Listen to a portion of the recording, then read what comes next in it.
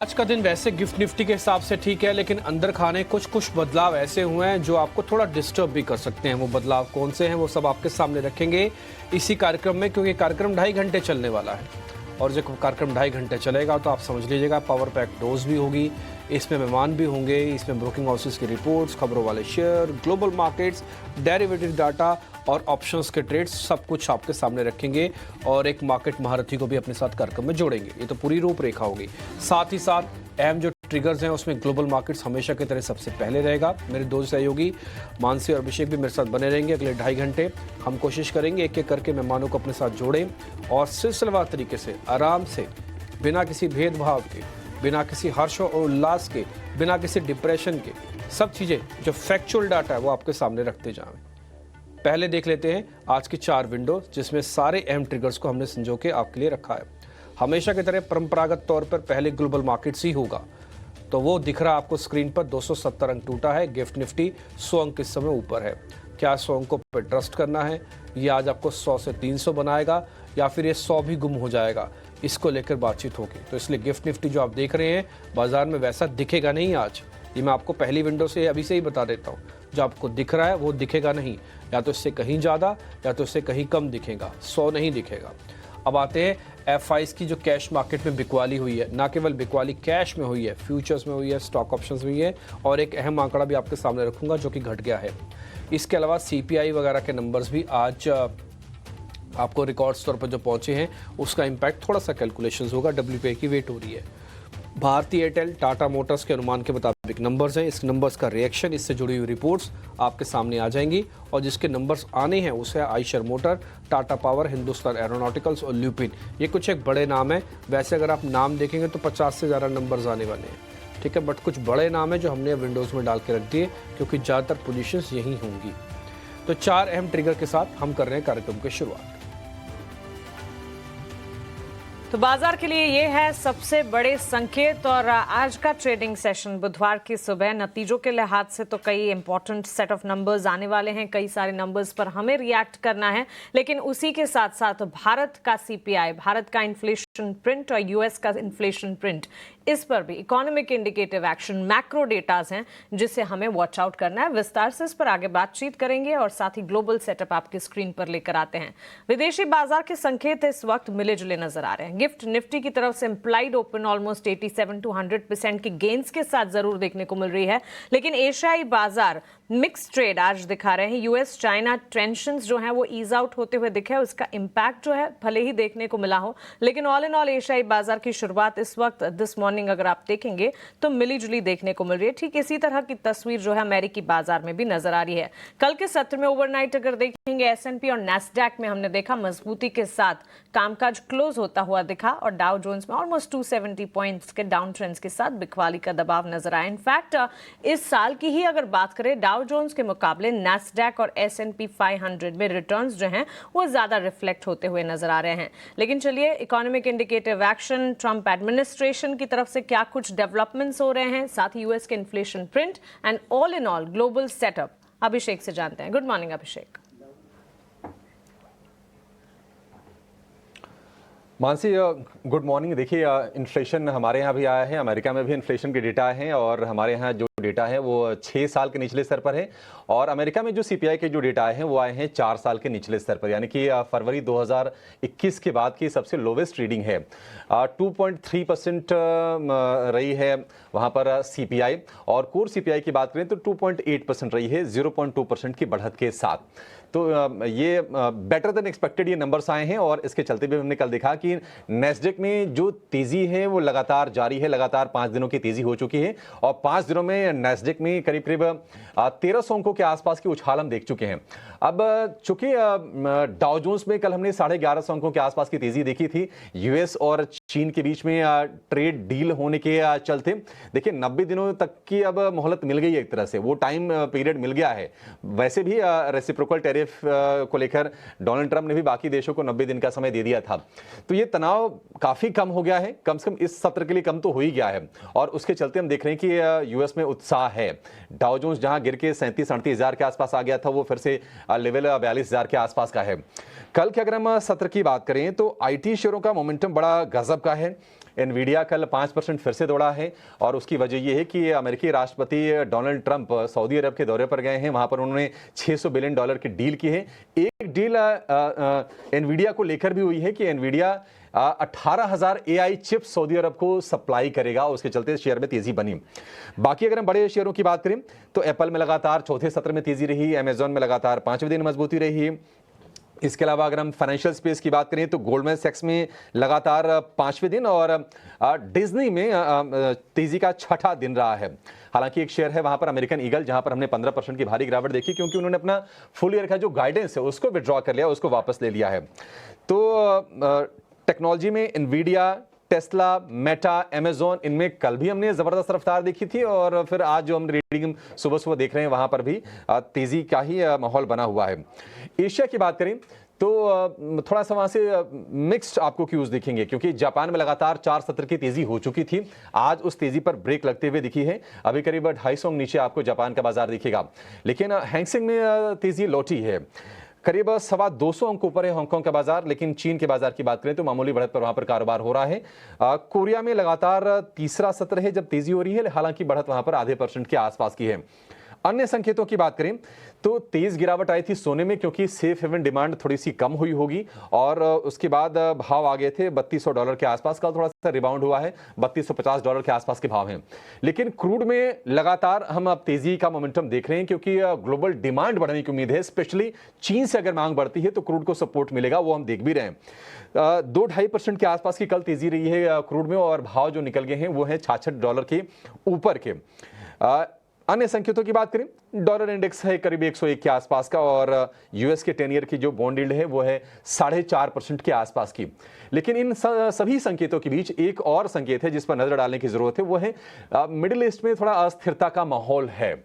Israel ने Gaza पर बहुत ही तगड़ा एयर स्ट्राइक किया है और वहां पर जो सूत्रों के हवाले से जो खबर आ रही है कि वहां एक हॉस्पिटल पर हमला हुआ है और उसमें 28 लोग मारे गए हैं। इस हमले की यूएन ने आलोचना भी की है और यूएन ने कहा है कि इजरायल वहां पर मानवीय संकट थोपना चाहता है। हालांकि इजरायल का स्टेटमेंट ये है कि हॉस्पिटल के नीचे ही हमास के कंट्रोल रूम और कमांड सेंटर वहां से ऑपरेट हो रहे थे, इसलिए वहां पर स्ट्राइक किया गया है। तो ये एक वहां से डेवलपमेंट निकल के आ रही है। ओवरऑल संकेत ठीक है, गिफ्ट निफ्टी उसका रिफ्लेक्शन भी है, करीब आपको 90 अंक ऊपर आज खुलने के संकेत दे रहा है, 24,700 के आसपास है। ठीक ठाक संकेत हम कहेंगे। देखते हैं कि ये मिडिल ईस्ट वाली जो स्थिति है किस तरह से पैन आउट होती है। लेकिन चलिए आगे बढ़ते हैं और अब आते हैं एफआईज की और डीआईज की बात करेंगे, उसके बाद निफ्टी और निफ्टी बैंक पर भी डिम्पी से हम राय लेंगे। कल कैश मार्केट में करीब 477 करोड़ रुपए के आसपास की सेलिंग आई है एफआईज की ओर से और अगर हम डीआईज की बात करें तो 4,000 करोड़ रुपए के आसपास की ठीक ठाक बाइंग हुई है। डिम्पी किस तरह से आप देख रहे हैं, क्योंकि ये बैक टू बैक दूसरा दिन है ये एफआईज की सेलिंग का।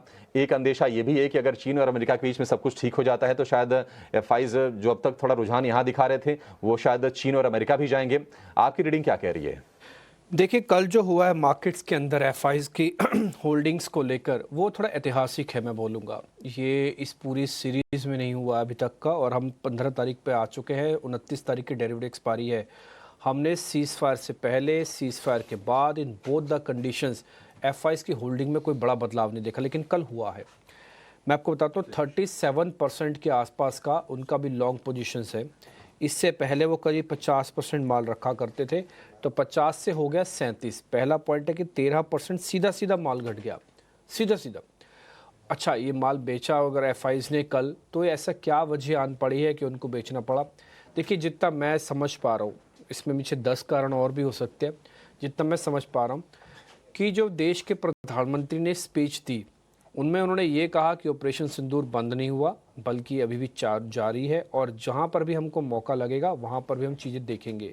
ना तो सेना वापस आ रही है, ना ही मेरे को लग रहा है कि इंडिया विक्स भी यही बात बताने की कोशिश कर रहा था। कल भी मैंने आपके सामने बात रखी, मैं और आप, हम सब ये शायद सोच रहे हैं कि बॉर्डर्स पे सब शांति है, लेकिन इंडिया विक्स कुछ और ही रीड कर रहा है अभी भी।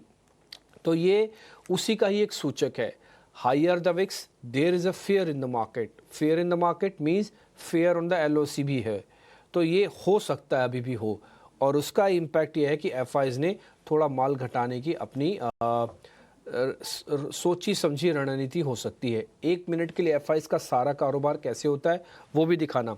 अब आप देखो, ना केवल उन्होंने कैश में बेचा बल्कि इंडेक्स के फ्यूचर में भी बेचा, ऑप्शंस में भी बेचा और टोटल पोजीशंस भी कम हुई हैं। तो ये सारी चीज़ें आप अपनी स्क्रीन पर इस समय देख पा रहे हैं, जो सारा डाटा अपनी स्क्रीन पर आप नोटिस होगा। एक और पॉइंट मैं आपको बताना चाहता हूँ इसमें कि अगर एफआईज ने पोजीशंस को हल्का किया है तो क्या ये बहुत खतरनाक लेवल पे आ गई हैं? क्या ये बहुत कम मानी जाएंगी? बिल्कुल नहीं।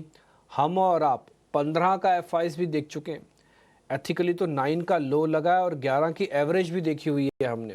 तो ये बहुत कम तो नहीं है, बट ड्रास्टिकली एक ही दिन में काफ़ी बड़ा चेंज एफआईज की होल्डिंग में हुआ है, जो कि बाजार को क्या करेगा, बाजार के रेजिस्टेंस को कैप करेगा। इसलिए अभी मैं जो आपसे हेडलाइंस पढ़ने के बाद विंडो दिखा रहा था कि 100 पॉइंट ऊपर गिफ्ट निफ्टी है, मेरे को लगता नहीं है पहले तो 100 पॉइंट ऊपर खुलेगा, और खुल गया तो मेरे को ये नहीं लगता कि वो टिक जाएगा। मेरे को लगता है कि थोड़ा प्रेशर बनेगा और उसके पीछे एफआईज की थोड़ी होल्डिंग कम होना भी है। दूसरा पॉइंट, अगर एफआईज बेच रहे हैं तो खरीदा किसने है, या मैं बोलूँगा कि होल्डिंग्स बढ़ाई किसने है। एफआईज का माल तो नहीं खरीदा, बट बढ़ाई किसने है होल्डिंग्स के सिस्टम में, वो बढ़ाई है रिटेल से। रिटेल की होल्डिंग अब पहले जो 50% से कम हुआ करती थी वो बढ़कर 54% हो गई हैं। देखो, मैं इसको एक सिंपल से एक वर्ड में आपके सामने बोल दूं, स्ट्रॉन्ग हैंड्स ने माल कम किया है और वीक हैंड्स की तरफ से माल थोड़ा बढ़ा है सिस्टम में। इससे कुछ होगा नहीं, इससे रेजिस्टेंसेस कैप हो जाएंगे और आपको बाजार की उस लेयर को तोड़ने में थोड़ा एफर्ट्स करना पड़ेगा। तो आज का जो एफआईज का नंबर है, जो हम स्टडी, आपको यकीन नहीं होगा, मैं तो 3-4 बार चेक किया कि अच्छा इतना ही घटा है क्या एक दिन में, एक ही बार में इतना घट गया। तो ये कुछ एक पॉइंट्स हैं जो मेरे को लग रहा है आज मार्केट्स के अंदर अपना इम्पैक्ट डालेगा। आई रिपीट माई सेल्फ कि एफआईज की जो लॉन्ग पोजीशंस थोड़ी घटी है, 37% आई है। ये बहुत ज़्यादा कम तो नहीं है, बट ड्रास्टिक चेंज हुआ है। और दूसरा, ये थोड़ा सा रेजिस्टेंस को पक्का करेगा, इसलिए जब तक रेंज में आप कारोबार कर रहे हैं उस रेंज को ब्रेकआउट और ब्रेकडाउन ना हो, बड़ा पैसा नहीं लगाना, रेंज का पूरा फ़ायदा उठाओ, मज़े लो रेंज के अंदर, है ना। ऊपर पे आके बेचो और नीचे पे आके प्लस करो, ऐसे स्विंग करके भी पैसे बना सकते हो। आगे चल के मैं वो रेंज आपको बता दूंगा। बट ये जो अब मैंने आपको एफआईज का नंबर और रिटेल का नंबर और सभी सेगमेंट्स के अंदर एफआईज ने क्या क्या किया है ये मैंने आपको बता दिया। लास्ट पॉइंट डीआईज का रह गया है, बस वो जोड़ देता हूँ। डीआईज की होल्डिंग में किसी तरह का कोई बदलाव नहीं है, 70% अराउंड थे, हैं और हो सकता है शायद आगे भी चले। तो डीआईज अभी भी मजबूती के साथ सिस्टम में खड़े हैं। ठीक है, डीआईज का सपोर्ट है, एफआईज का मुंह थोड़ा सा भंग होता हुआ दिख रहा है। और लॉन्ग होल्डिंग में ये मुझे भी डिम्पी सरप्राइजिंग लगा कि अच्छा एक ही सत्र में मतलब 50 से कैसे घट के वो 37% पे आ गया। लेकिन चलिए जरा अब निफ्टी बैंक की बातचीत करते हैं। कल के सत्र में डिम्पी, अगर हम बाजार में मुनाफा वसूली की बात करें तो परसों जिसने सपोर्ट किया था बाजार का भरपूर, कल थोड़ा सा सपोर्ट विड्रॉ हुआ आईटी का, और कल हमने 350 अंकों के आसपास की बिकवाली देखी है निफ्टी में। निफ्टी बैंक करीब 450 अंकों की कमजोरी के साथ बंद हुआ है। पहले निफ्टी की बातचीत करते हैं। क्या आज ये जो 90 अंक ऊपर दिख रहा है गिफ्ट निफ्टी, इसके हिसाब से मान लीजिए खुलता है, कल की जो गिरावट है क्या वो अपॉर्चुनिटी भी दे रही है एंटर करने को लेकर? और दूसरी चीज ये कि बाजार के लिए जो नेक्स्ट हर्डल है वो क्या है और किस वजह से है? तो मैं लेवल्स में बता देता हूँ। देखिए, जब आपने 24,000 से 25,000 की जर्नी करी, आपने अपनी गाड़ी कहीं नहीं रोकी, ना तो 24,500 पे रोकी, ना ही 24,800 पे रोकी, और सीधा करीब करीब आप 24,950 लगा के 25,000 के लेवल पे आके खड़े हो गए थे। कल बाजार ने थोड़ा बैक रिवर्स गियर लगाया और रिवर्स गियर लगाने के बाद कल 24,800 को जाने दिया, तोड़ दिया। ना केवल उसके नीचे बल्कि अपने दूसरे सपोर्ट या दूसरा जंक्शन एरिया जिसे हम कहते हैं 24,500, उसकी कैटेगरी में बंद किया। अगर आप इंट्राडे चार्ट अपनी स्क्रीन पर देख पा रहे हैं तो आप उसी जगह पर आ गए हैं जिस जगह से एक्चुअली में मेक ब्रेक होना है। और इसको और अच्छे तरीके से दिखाने के लिए आप एक बार ज़रा मेरी स्क्रीन वाला चार्ट दिखाइएगा, आपको इससे और क्लियर हो जाएगा कि हम ये क्यों कह रहे हैं कि ये जंक्शन अपने आप में बहुत इंपॉर्टेंट है। और यहाँ से जो भी होगा, और एफआईज की घटना यहीं घटी है, हाँ ध्यान रखिएगा इस बात को भी। तो सब चीज़ें मैं क्लब करता जा रहा हूँ। आप ये देख रहे होंगे, ये वो पॉइंट था जिसमें मैंने कहा था कि एक बार ये ऊपर आएगा तो फिर मार्केट ड्रैग करता सकता है। लेकिन एक दिन के बाद ही, एक बड़ी कैंडल के बाद ही 50% ऑफ द गेम वो ऑलमोस्ट ख़त्म हो गया एक साथ ही, और हम उसी रेड वाली लाइन पे आके रुक गए हैं। नीचे आएंगे तो हम उसी प्रेशर को फिर से फील करेंगे कि हमसे 24,500 वाली रेंज नहीं टूट रही है। और अगर इसके पार कर जाएंगे तो फिर से हम अपने आप को एक्साइटेड फील करेंगे कि हम 25,000 और हम ऑल टाइम हाई की तरफ भी बढ़ रहे हैं। तो फिलहाल ये मेक ब्रेक लेवल है। तो इसलिए अगले 100 पॉइंट बाजार ऊपर और अपने आप को कितना नीचे करता है, ये काफ़ी हद तक डिसाइडिंग फैक्टर के रूप में बनेगा। अब आ जाते हैं कि काम कैसे करना है जी, और देखना क्या है। देखो, ओपन इंटरेस्ट के हिसाब से कल इसमें अनवाइंडिंग बनी है। आई रिपीट, एक एक शब्द गौर से सुनना, आज का डाटा बहुत इंपॉर्टेंट है। निफ्टी के अंदर अनवाइंडिंग हुई है, F5 की पोजीशंस घटी हैं, विक्स बढ़ा हुआ है। ये सारी चीज़ें एकदम से धीरे धीरे करके चेंज हो गई। मैंने एक वर्ड इस्तेमाल किया, एकदम से धीरे धीरे करके चेंज हो गई। जो चीज़ अब तक आपको राहत दे रही थी कि बढ़ता हुआ F5, घटता हुआ विक्स और ओपन इंटरेस्ट ठीक, तो ये सब कुछ ठीक था, लेकिन कल के डाटा में सब कुछ में डिस्टरबेंस हुआ। घटता हुआ ओपन इंटरेस्ट, घटता हुआ F5 की होल्डिंग और बढ़ता हुआ विक्स दिखा। तो अभी आपको करना क्या है, एक रेंज में बता देता हूँ, क्योंकि कल हम 24,500 वाली रेंज में बंद हुए हैं। ये मेक ब्रेक है। पहला सपोर्ट एरिया 24,400 है, दूसरा सपोर्ट एरिया 24,200 है। आप देखो वहीं पे वापस आ गए। भले एक दिन में गए थे ऊपर, लेकिन 2 या ढाई दिन लगेंगे यहाँ तक पहुँचने में, और कल में 24,500 दिख भी गया। तो कोई बड़ी बात नहीं है कि 24,500 का टेस्ट करने के लिए आज आप आ भी जाओ नीचे, तो थोड़ा सतर्क रहना। दूसरा पॉइंट, 24,800 अब एक रेजिस्टेंस एरिया है, और फिर 25,000 भी अब एक रेजिस्टेंस एरिया है। अब जब तक हम 24,800 को पार नहीं करते, ये रेजिस्टेंस बना रहेगा। तो आप एक ब्लॉक से उठ के दूसरे ब्लॉक के अंदर आ गए हो, जो कि अब बनता है 24,400 से 24,800। आई रिपीट, पहले वाला ब्लॉक था 24,000 से 24,400, अब दूसरे वाला ब्लॉक है 24,400 से 24,800। काम कैसे करना है, जैसे आप 24,400 के आसपास या 500 के आसपास आते हो, माल को प्लस कर सकते हो, 100-150 पॉइंट ऊपर बेच देना।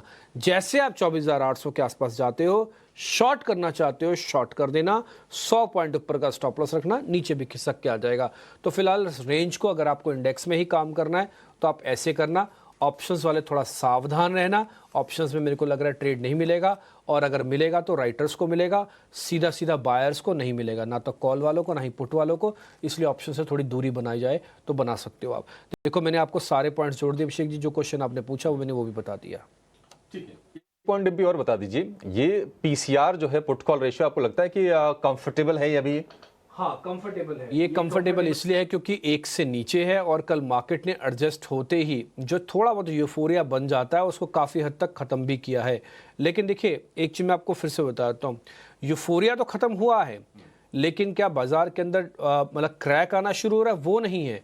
बाजार अभी भी काफ़ी स्ट्रॉन्ग हैंड में। 37% लॉन्ग होल्डिंग्स कम नहीं होती हैं, ये बहुत होती है, बट हाँ, एक दिन में कम हो गया 12-13%, ये हमको नोटिस हो रहा है। इसलिए मैं चाहता नहीं कि आप कोई बड़ा फैसला लो। जब बाजार बड़े फैसला नहीं लेना चाहता तो हम फिर बड़े फैसले में क्यों फंसे। और देखिए, कल मैंने कुछ और किया नहीं किया, आपके पैसे ज़रूर बचाए, ये कहते हुए कि जब तक 24,800 टिकाता नहीं है तब तक आप लेना नहीं, और इसके नीचे आए तो इसको वेट करना, ये नीचे और जाएगा, 24,500 को भी टेस्ट करेगा। हमें नहीं पता था कि एक ही दिन में कर देगा टेस्ट, बट एक ही दिन में कर दिया उसने। तो अभी आप आज भी आप वेट करो। वेट करना फालतू का मतलब पैसे लगा देने मार्केट से और अपने ऊपर बोझा उठाने से अच्छा है तो वेट कर लो। अरे 100 पॉइंट ही तो छूटेंगे ना, 100 पॉइंट का खून जला बैठेंगे अगर उल्टा सीधा ट्रेड मार्केट में फंस गया तो। थोड़ा बी अवेयर, सावधान। ठीक है, सावधान रहने की जरूरत है। बहुत ज्यादा अति उत्साह में आके आपको सौदे नहीं लेने हैं, अभी भी सोच समझ के काम करने का वक्त है बाजार में।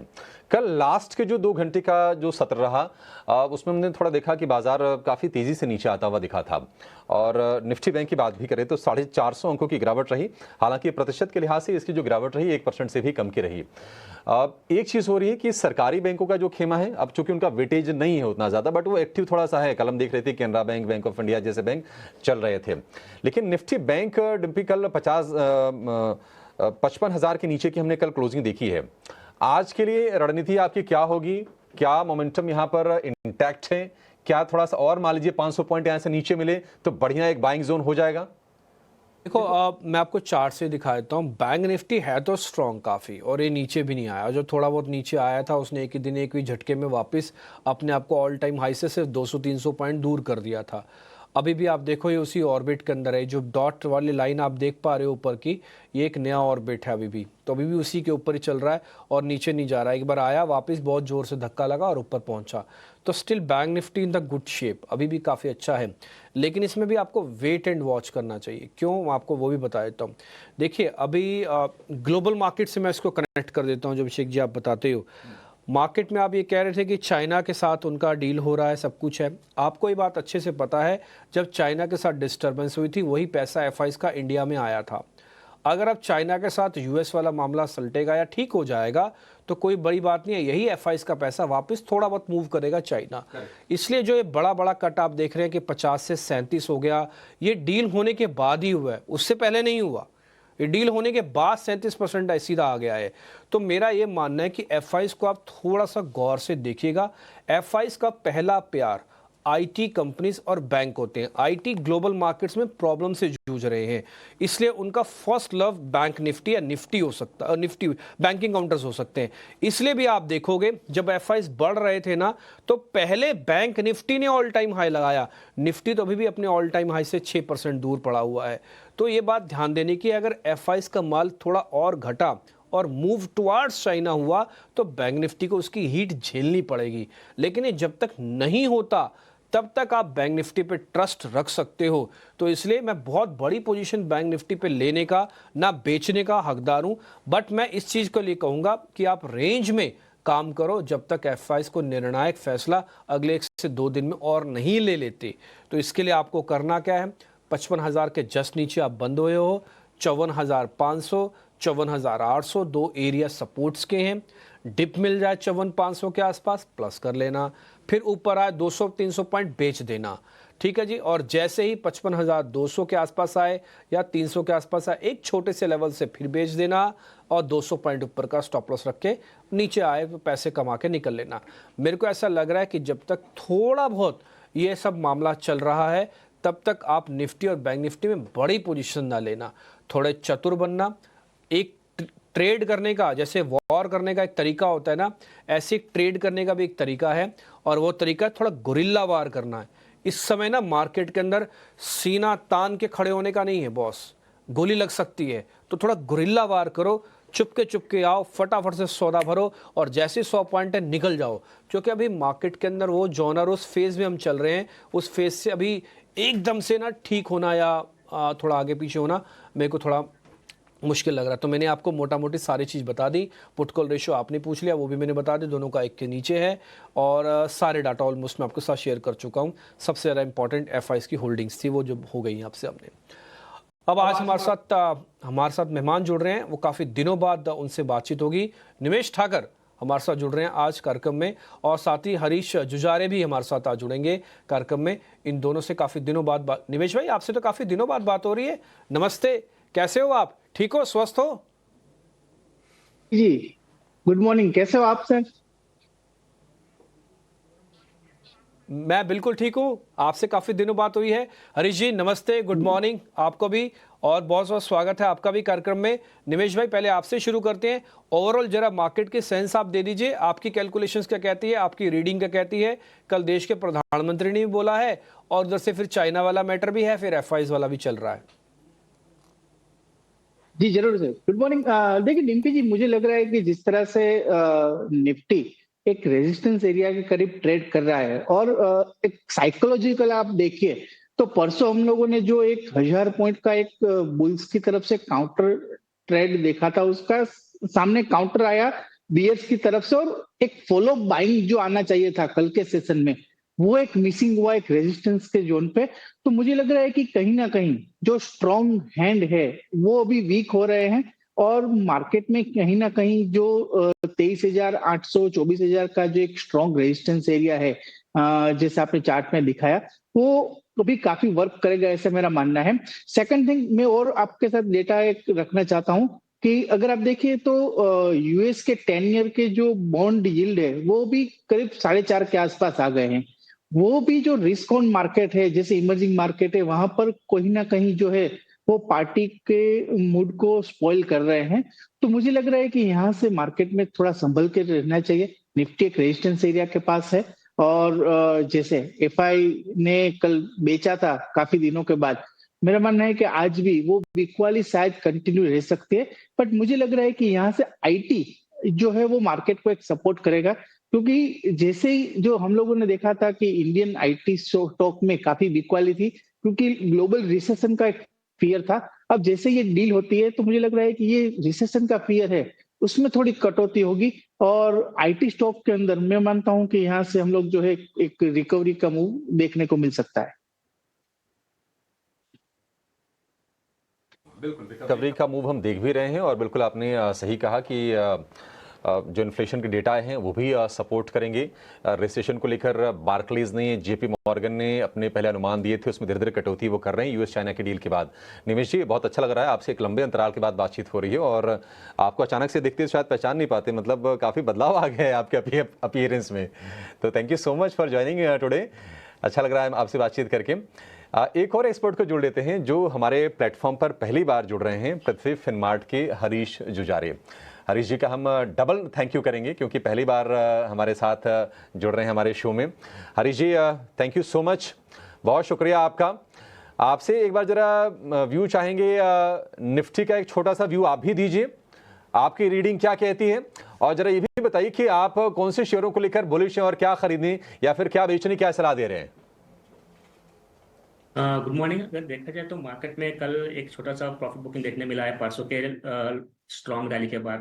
तो मार्केट में थोड़ा बहुत प्रॉफिट बुकिंग बिल्कुल है।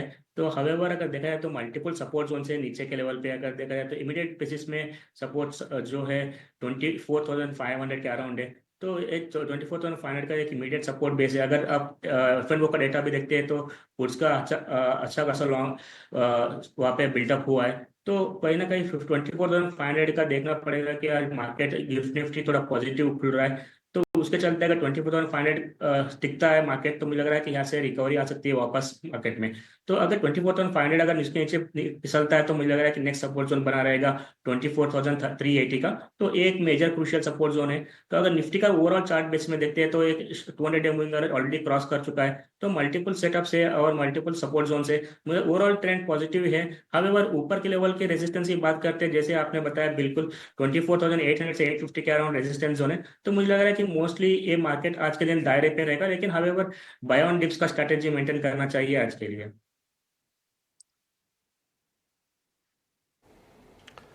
ठीक है, बाय एंड डिप्स की स्ट्रेटजी होनी चाहिए।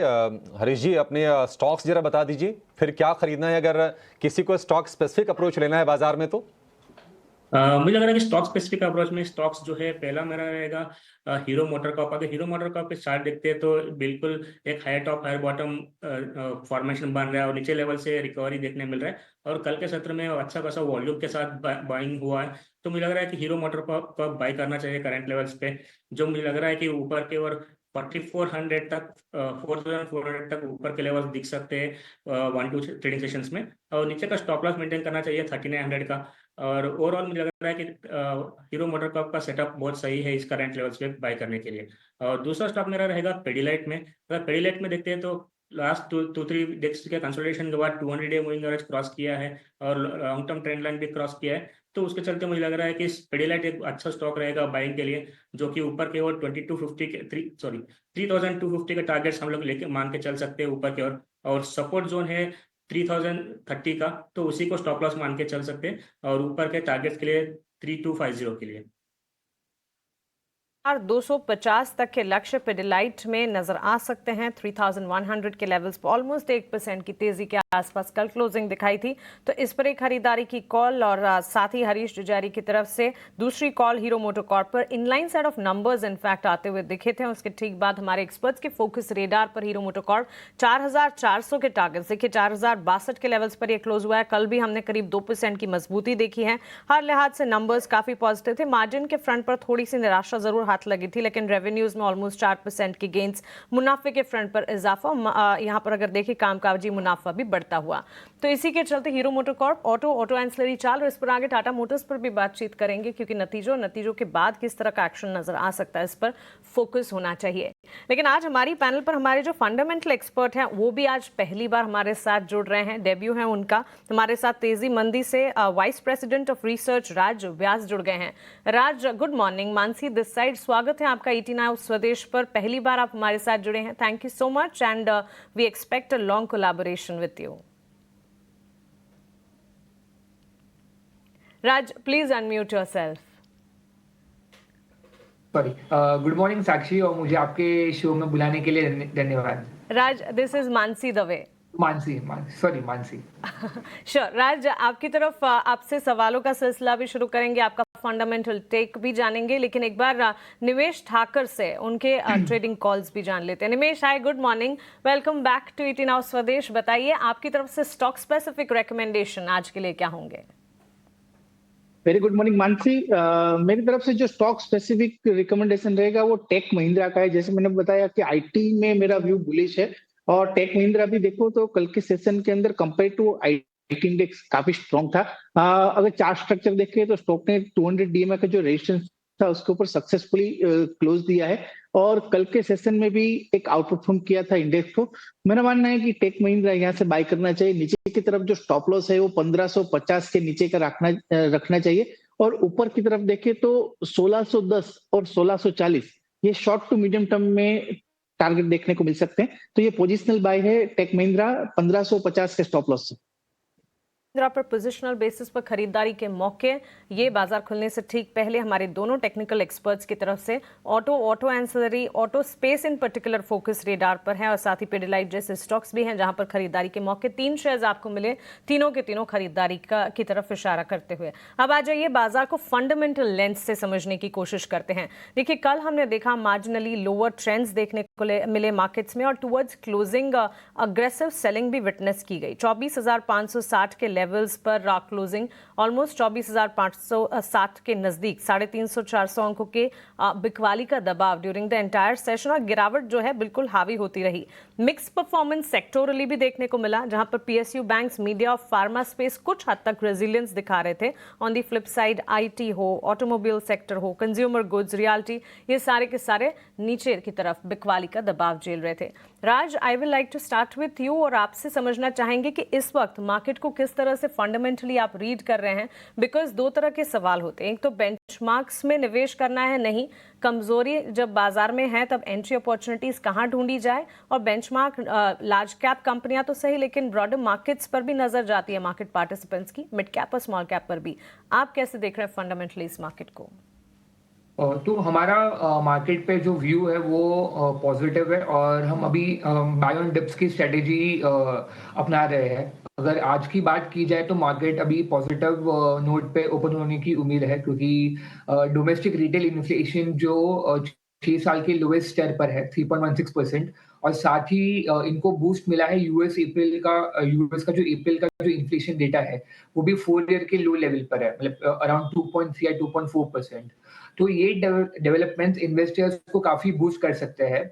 और अगर हम देखेंगे कि हाल ही पिछले कुछ दिनों में एफआईआईज की जो बाइंग भी थी वो लगातार 15-16 दिन तक लगातार बाइंग हो रही थी। तो ये मार्केट के मूड को और पॉजिटिवली इंडिकेट करता है कि जो वैल्यूएशन कंसर्न थी या जो भी ग्लोबल जो नेगेटिव न्यूज फ्लो जो आ रहे थे उनको भी वो अभी वो पिछली बातें हो गई है, और मार्केट अभी फ्यूचर के बारे में सोच रहा है। तो वो भी जो एफआईआईज की जो अग्रेसिव बाइंग हमें देखने को मिल रही थी इतने टाइम से, तो वो भी एक पॉजिटिव क्यू इंडिकेट कर सकता है। अगर हम थोड़े लॉन्गर टर्म पर्सपेक्टिव की बात करें तो जैसे जब ये कॉन्फ्लिक्ट या वॉर जैसे इवेंट्स होते हैं तो मार्केट्स में वोलेटिलिटी रहना नॉर्मल है, लेकिन कुछ हफ्तों के बाद जब हम देखते हैं कि भाई मार्केट पहले थोड़े नेगेटिव रिएक्ट करते हैं, but over the period 1 month अगर परफॉर्मेंस देख लिए 3 months 6 months down the line, तो मार्केट ने हमेशा पॉजिटिवली ही रिएक्ट किया है। और इकोनॉमिक फ्रंट पर अगर हम देखें तो इंडिया की पोजीशन काफी हद तक स्ट्रांग है।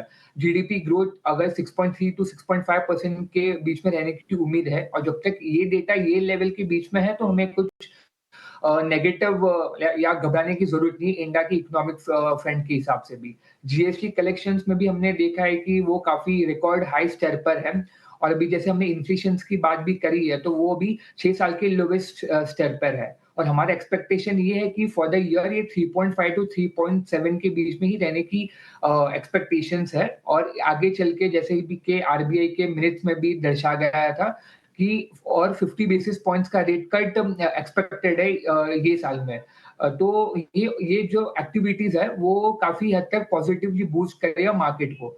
और अगर हम अभी Q4 अर्निंग्स जो चल रही है उनके बारे में अगर बात करें तो जो रिजल्ट्स अब तक जो आए हैं वो कंसेंसस एस्टिमेट्स के जो एक्सपेक्टेशंस थे उससे काफी हद तक जो उनका नंबर्स एक्चुअल में आया वो काफी पॉजिटिव था और हमारा मानना ये है कि आगे चल के Q1 और Q2 जो क्वार्टर्स है उनमें भी नंबर्स काफी हद तक पॉजिटिव ही आने वाले because of low base last year के। तो ओवरऑल जो FIIs के जो नंबर्स जो आ रहे हैं, इकोनॉमी हमारी जो स्टेबल है, ग्लोबल जो क्यूज के नेगेटिव वो भी अभी सेटल हो गया है, तो ये सब पॉजिटिव ही दर्शाता है आगे के इन नियर और मीडियम टर्म के लिए। और जो वैल्यूएशंस की अगर हम बात करें तो लार्ज कैप में काफी रीजनेबल वैल्यूएशंस दिख रहे थे, पर हमारा मानना ये है कि स्मॉल और मिड कैप्स में एक्यूमुलेशन फेज स्टार्ट हो गया है और अभी जो नेक्स्ट 1 और 1.5 मंथ की अगर बात हम देखेंगे तो इसमें काफी हद तक अच्छे रिटर्न्स इन्वेस्टर्स या ट्रेडर्स को देखने को मिल सकते हैं। तो अभी एक्यूमुलेशन कर सकते हैं स्मॉल और मिड कैप स्टॉक्स में और लार्ज कैप्स जो ऑलरेडी रीजनेबल वैल्यूएशंस पे ट्रेड कर ही रहे हैं। तो ओवरऑल बाय ऑन डिप्स की जो स्ट्रेटेजी है हम लोग सजेस्ट कर रहे हैं क्लाइंट्स को और यही हम लोग अभी अपना रहे हैं। एब्सोल्युटली। तो क्रक्स एंड इनफैक्ट राज, मैं भी आपकी बात से इत्तेफाक रखती हूँ कि सारे लार्जर पॉइंट्स, मैक्रो डेटा और माइक्रो डेटा इस वक्त भारतीय बाजार के हक में नजर आ रहे हैं। इन्फ्लेशन प्रिंट जो आए उसमें भी महंगाई को लेकर राहत की खबर आती हुई दिख रही है। इसके अलावा भी अगर आप देखें FIIs के कल के डेटा पॉइंट्स तो एक बार हमें वॉच आउट करनी चाहिए बिकॉज बिकवाली के फिगर आए हैं, लेकिन जो लगातार FIIs की तरफ से बिकवाली का रुझान था वो रुझान तो खत्म होता हुआ दिखा और DIIs ने स्ट्रांगली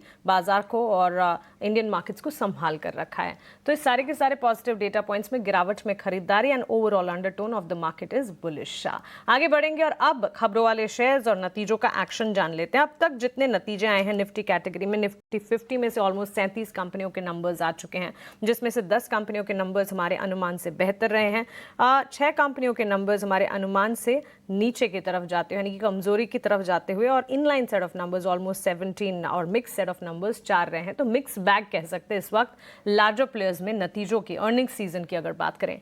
लेकिन कल बाजार बंद होने के बाद भी कई सारे नंबर्स आते हुए दिखे। आपके स्क्रीन पर एक कैलेंडर आप देख रहे हैं जहां पर हमने छांट के रखे हैं कि कौन से नंबर्स अच्छे हैं, कौन से मिले जुले हैं और साथ ही कौन से नंबर्स कमजोर हैं।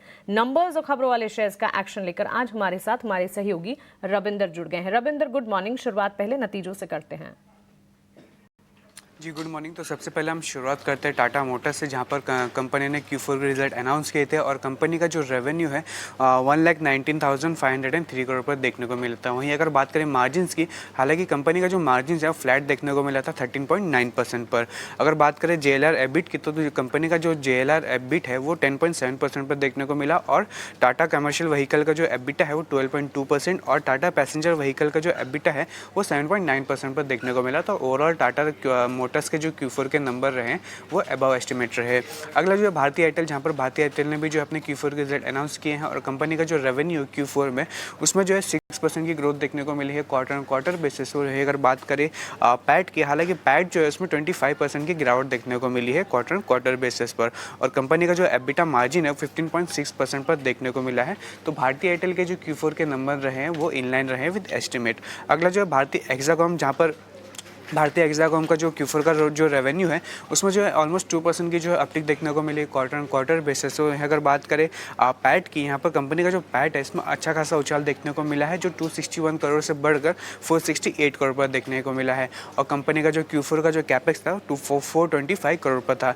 भारतीय एक्साकॉम के जो Q4 के जो नंबर रहे वो इनलाइन रहे विद एस्टिमेट। अगला जो है गैलेक्सो फार्मा, जहाँ पर गैलेक्सो फार्मा में जो है अपने Q4 के अनाउंस किए हैं और कंपनी का जो रेवेन्यू है उसमें 5% की जो अपटिक देखने को मिली है ईयर ऑन ईयर बेसिस। वही अगर बात करें पैट की, तो पैट में भी अच्छा खासा उछाल देखने को मिला है, जो 195 करोड़ से बढ़कर 263 करोड़ पर देखने को मिला है। तो गैलेक्सो के जो फार्मा रहे हैं Q4 के वो अच्छे रहे हैं।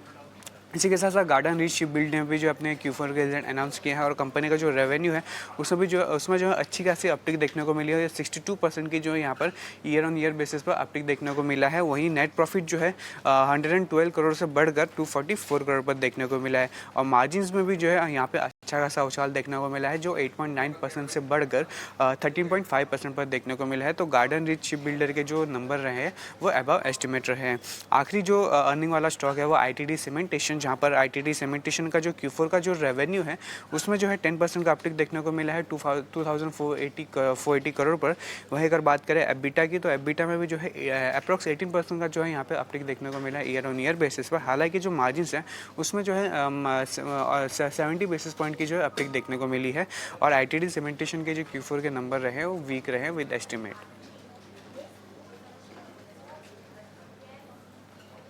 ठीक है, ये तो अर्निंग्स का हाल था रविंदर, जो आप बता भी रहे थे अच्छा क्या है और ख़राब क्या है। एक बार ज़रा खबरों वाले शेयर्स भी बता दीजिए। जी, खबरों वाले शेयर्स की बात करें तो सबसे पहले बात करते हैं महिंद्रा लाइफस्पेस की, जहां पर कल बोर्ड मीट हुई थी कंपनी की और बोर्ड ने जो है फंड रेज के लिए अप्रूवल दे दिया है, जिससे कि कंपनी जो है 1500 करोड़ का जो है फंड रेज इशू करने वाली है राइट इशू के तहत। अगला जो है ऑरोबिंदो फार्मा, जहां पर और कंपनी ने अनाउंस किया है कि उनकी जो सब्सिडरी है क्यूरेटेक बायोलॉजिक्स, उनको जो है UK MHR से अप्रूवल मिला है उनके एक बायोसिमिलर ड्रग के लिए।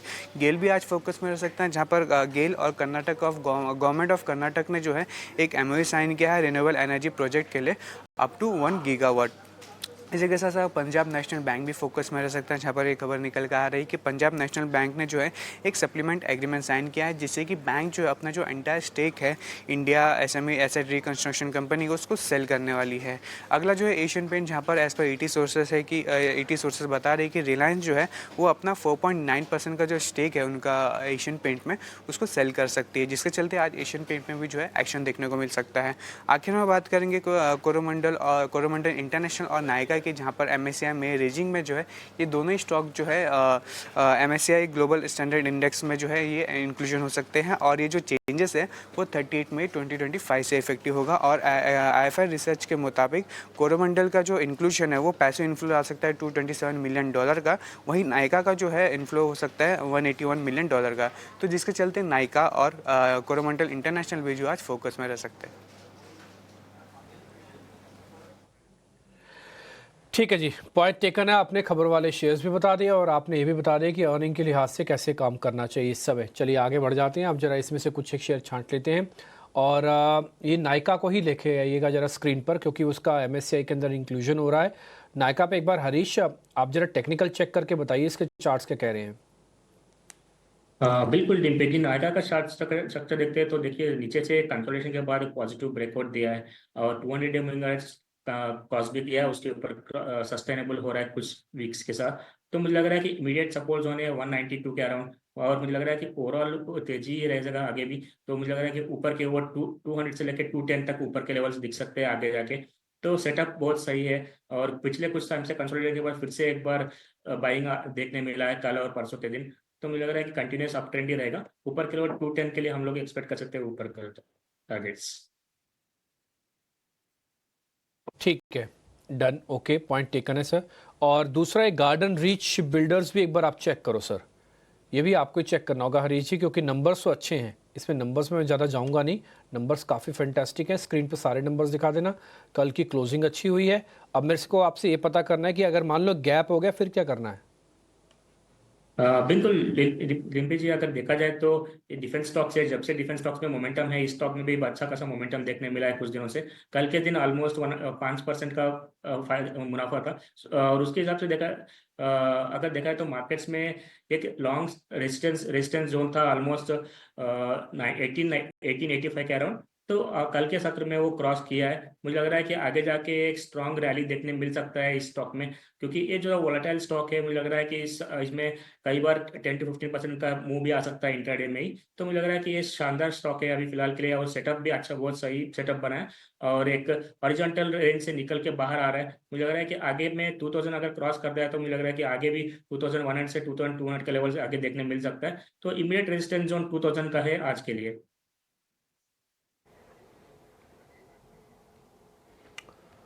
ठीक है, 2000 रुपये का है immediate resistance zone garden reach builder के लिए। अच्छी तेजी हमने देखी है, नतीजे भी इसके ठीक ठाक आए हैं। 5% ऊपर कल जाके ये शेयर बंद हुआ है। एक और शेयर फोकस में रहेगा और उस पर राज आपसे राय लेंगे, और वो है नायका की। MSCI इंडेक्स में एंट्री होने जा रही है 30 मई से इसकी, और इसके अलावा एक और शेयर है कोरोमंडल की भी एंट्री होगी। आप जरा कोरोमंडल पर व्यू दीजिए, क्योंकि कल हमने देखा कि फर्टिलाइजर और केमिकल वाला जो खेमा था जो थोड़ा बटा हुआ था, अब सामने मॉनसून खड़ा है, एक पॉजिटिव खबर इसके लिए आ गई। क्या अच्छी मूव हम शेयर में देख सकते हैं यहाँ से? जरूर।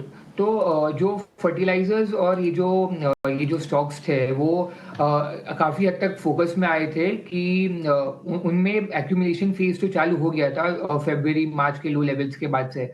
और अभी जब आईएमडी ने बोला है कि अबव नॉर्मल मानसून्स आने की उम्मीद है, और इसमें भी अभी उनका हाल ही में स्टेटमेंट आया कि 1 वीक पहले से ही केरला में बारिश की शुरुआत होने की संभावना है। तो ये सब पॉजिटिवली दर्शाता है कि भाई ये सब स्टॉक्स में भी पॉजिटिवली रिएक्ट करेंगे। अगर हम इनके मैक्रो या हम इंडस्ट्री टेलविंड की अगर बात करें कोरोमंडल की, तो जो एग्री सेक्टर टेलविंड्स है उनको मतलब FY25 में हमने देखा था कि वो अबव नॉर्मल मॉनसून के साथ ही इनको काफी हद तक सपोर्ट किया गया था। रिजर्वॉयर्स के जो लेवल्स थे वो भी काफी हद तक हायर थे, तकरीबन 30 to 35% के बीच में। और फ्रूट ग्रेन का जो प्रोडक्शन का जो एस्टिमेट भी था वो भी जो एक्सपेक्टेशंस था उससे 5 से 10% ऊपर ही था। तो ये सब एग्री सेक्टर के लिए एक पॉजिटिव आउटलुक दर्शाता है। और हमें साथ ही साथ जो पॉलिसी सपोर्ट भी है फ्रॉम स्टेट गवर्नमेंट बोल दो या फ्रॉम सेंट्रल गवर्नमेंट बोल दो, तो वो भी काफी हद तक पॉजिटिव रहा है स्टॉक्स लाइक कोरोमंडल के लिए। तो हमने देखा है कि आंध्र प्रदेश जैसे स्टेट ने उनको 18,000 करोड़ का इरिगेशन प्रोजेक्ट भी दिया था हाल ही में, और तेलंगाना गवर्नमेंट के यहाँ से उनको लिफ्ट इरिगेशन का सपोर्ट भी मिला हुआ है। तो ये सब जो पॉलिसी सपोर्ट है वो आगे चलकर ये स्टॉक्स को सपोर्ट करेंगे। और गवर्नमेंट की स्कीम्स की अगर हम बात करें तो जो पीएम किसान जो योजना है उनके तहत भी फार्मर्स को काफी हद तक एक जो उनका जो डिस्पोजेबल इनकम है वो भी इंक्रीज हो रहा है पर एकड़ के मुताबिक। तो वो भी एक पॉजिटिव साइड है कोरोमंडल जैसे स्टॉक्स के लिए। और हमने इनके रॉ मटेरियल प्राइसेस भी देखे हैं लास्ट क्वार्टर में, जब मैनेजमेंट ने अपने अर्निंग्स में बताया था कि वो जो रॉ मटेरियल्स जो प्राइसेस है वो जो काफी एलिवेट हो गए थे वो भी अभी कम होने चालू हो गए हैं। और ग्लोबल जो कंसर्न्स थे वो भी अभी ईज होने स्टार्ट हो गए हैं। तो आगे चल के हम 1 to 2 क्वार्टर्स के बाद भी अगर हम देखेंगे तो इनके जो मार्जिन्स है वो काफी हमें पॉजिटिवली इम्पैक्ट करेंगे, और इनका पूरा जो पॉजिटिव रिएक्शन है वो हमें बॉटम लाइन में मिलेगा। तो कोरोमंडल जैसे जो मैक्रो जो पर्सपेक्टिव से अगर हम बात करें या कंपनी के ओवरऑल ग्रोथ के बारे में बात करें तो वो काफी पॉजिटिव है। जी ठीक है, पॉजिटिव है। काफ़ी क्रूशियल इंसाइट्स मिस्टर व्यास हमें शेयर कर रहे हैं। और देखिए अच्छा लगता है अपने गेस्ट को सुनना और उनकी इतनी बुद्धिमत्तापूर्ण बातें पर गौर फरमाना। लेकिन क्या है ना कि शेयर ज़्यादा है, वक्त हमारे पास कम है। ब्रोकरेज रिपोर्ट्स लेकर आशीषा हमारे साथ तैयार हैं, उनके पास चलते हैं और अपने हम एक्सपर्ट से गुजारिश करेंगे कि थोड़ा सा आंसर शॉर्ट रखेंगे तो हम ज़्यादा शेयर कवर कर पाएंगे। फिलहाल आशीषा हमारे साथ तैयार है ब्रोकरेज रिपोर्ट्स लेकर। आशीषा गुड मॉर्निंग, बताइए आज कहाँ पर नज़र आपकी गई है और क्या टाटा मोटर्स को लेकर कोई रिपोर्ट आई है?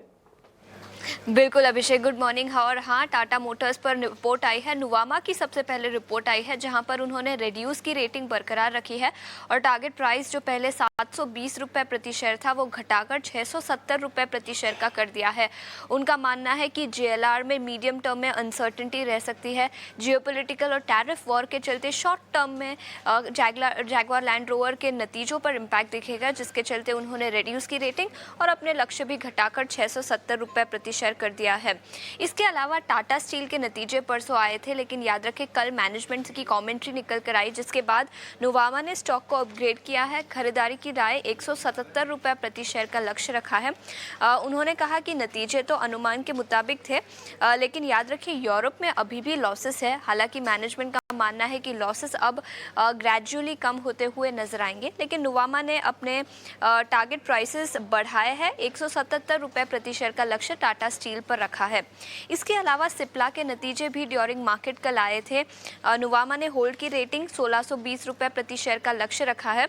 उन्होंने कहा कि इंडिया, इमर्जिंग मार्केट, अफ्रीका के नतीजे अच्छे थे, लेकिन मार्जिन गाइडेंस अनुमान से कमज़ोर थी और उन्होंने अपने FY26 और 27 के EPS एस्टिमेट्स 2% से घटाए हैं। तो सिप्ला पर नुवामा की रिपोर्ट और इसके अलावा BNK सिक्योरिटीज़ की भी नुवामा पर रिपोर्ट है। 1590 रुपये प्रति शेयर का लक्ष्य रखा है और उन्होंने भी अपने EPS एस्टिमेट्स 4% से घटाए हैं। तो सिप्ला, टाटा मोटर्स, टाटा स्टील, ये कुछ स्टॉक्स हैं जो ब्रोकरेज रिपोर्ट्स के दम पर और नतीजों के दम पर आज फोकस में रहेंगे। ठीक है, ये तमाम रिपोर्ट्स हैं जिस पर आपकी नज़र होनी चाहिए। आशीषा ने काफ़ी मेहनत से इसको सॉर्ट करके कि आपको कम समय में ज़्यादा रिपोर्ट्स पता चल जाए और क्या उसकी क्रूशियल चीज़ें हैं वो हम छांट कर आपके लिए लेकर आते हैं। आशीषा, बहुत शुक्रिया आपका ये सारी अपडेट्स देने के लिए। चलिए, एक छोटे से ब्रेक का वक्त हो गया है और ब्रेक के बाद जब लौटेंगे तो अपने ओपनिंग शो की तरफ बढ़ेंगे। मार्केट्स लाइव की शुरुआत करेंगे हेडलाइंस के साथ।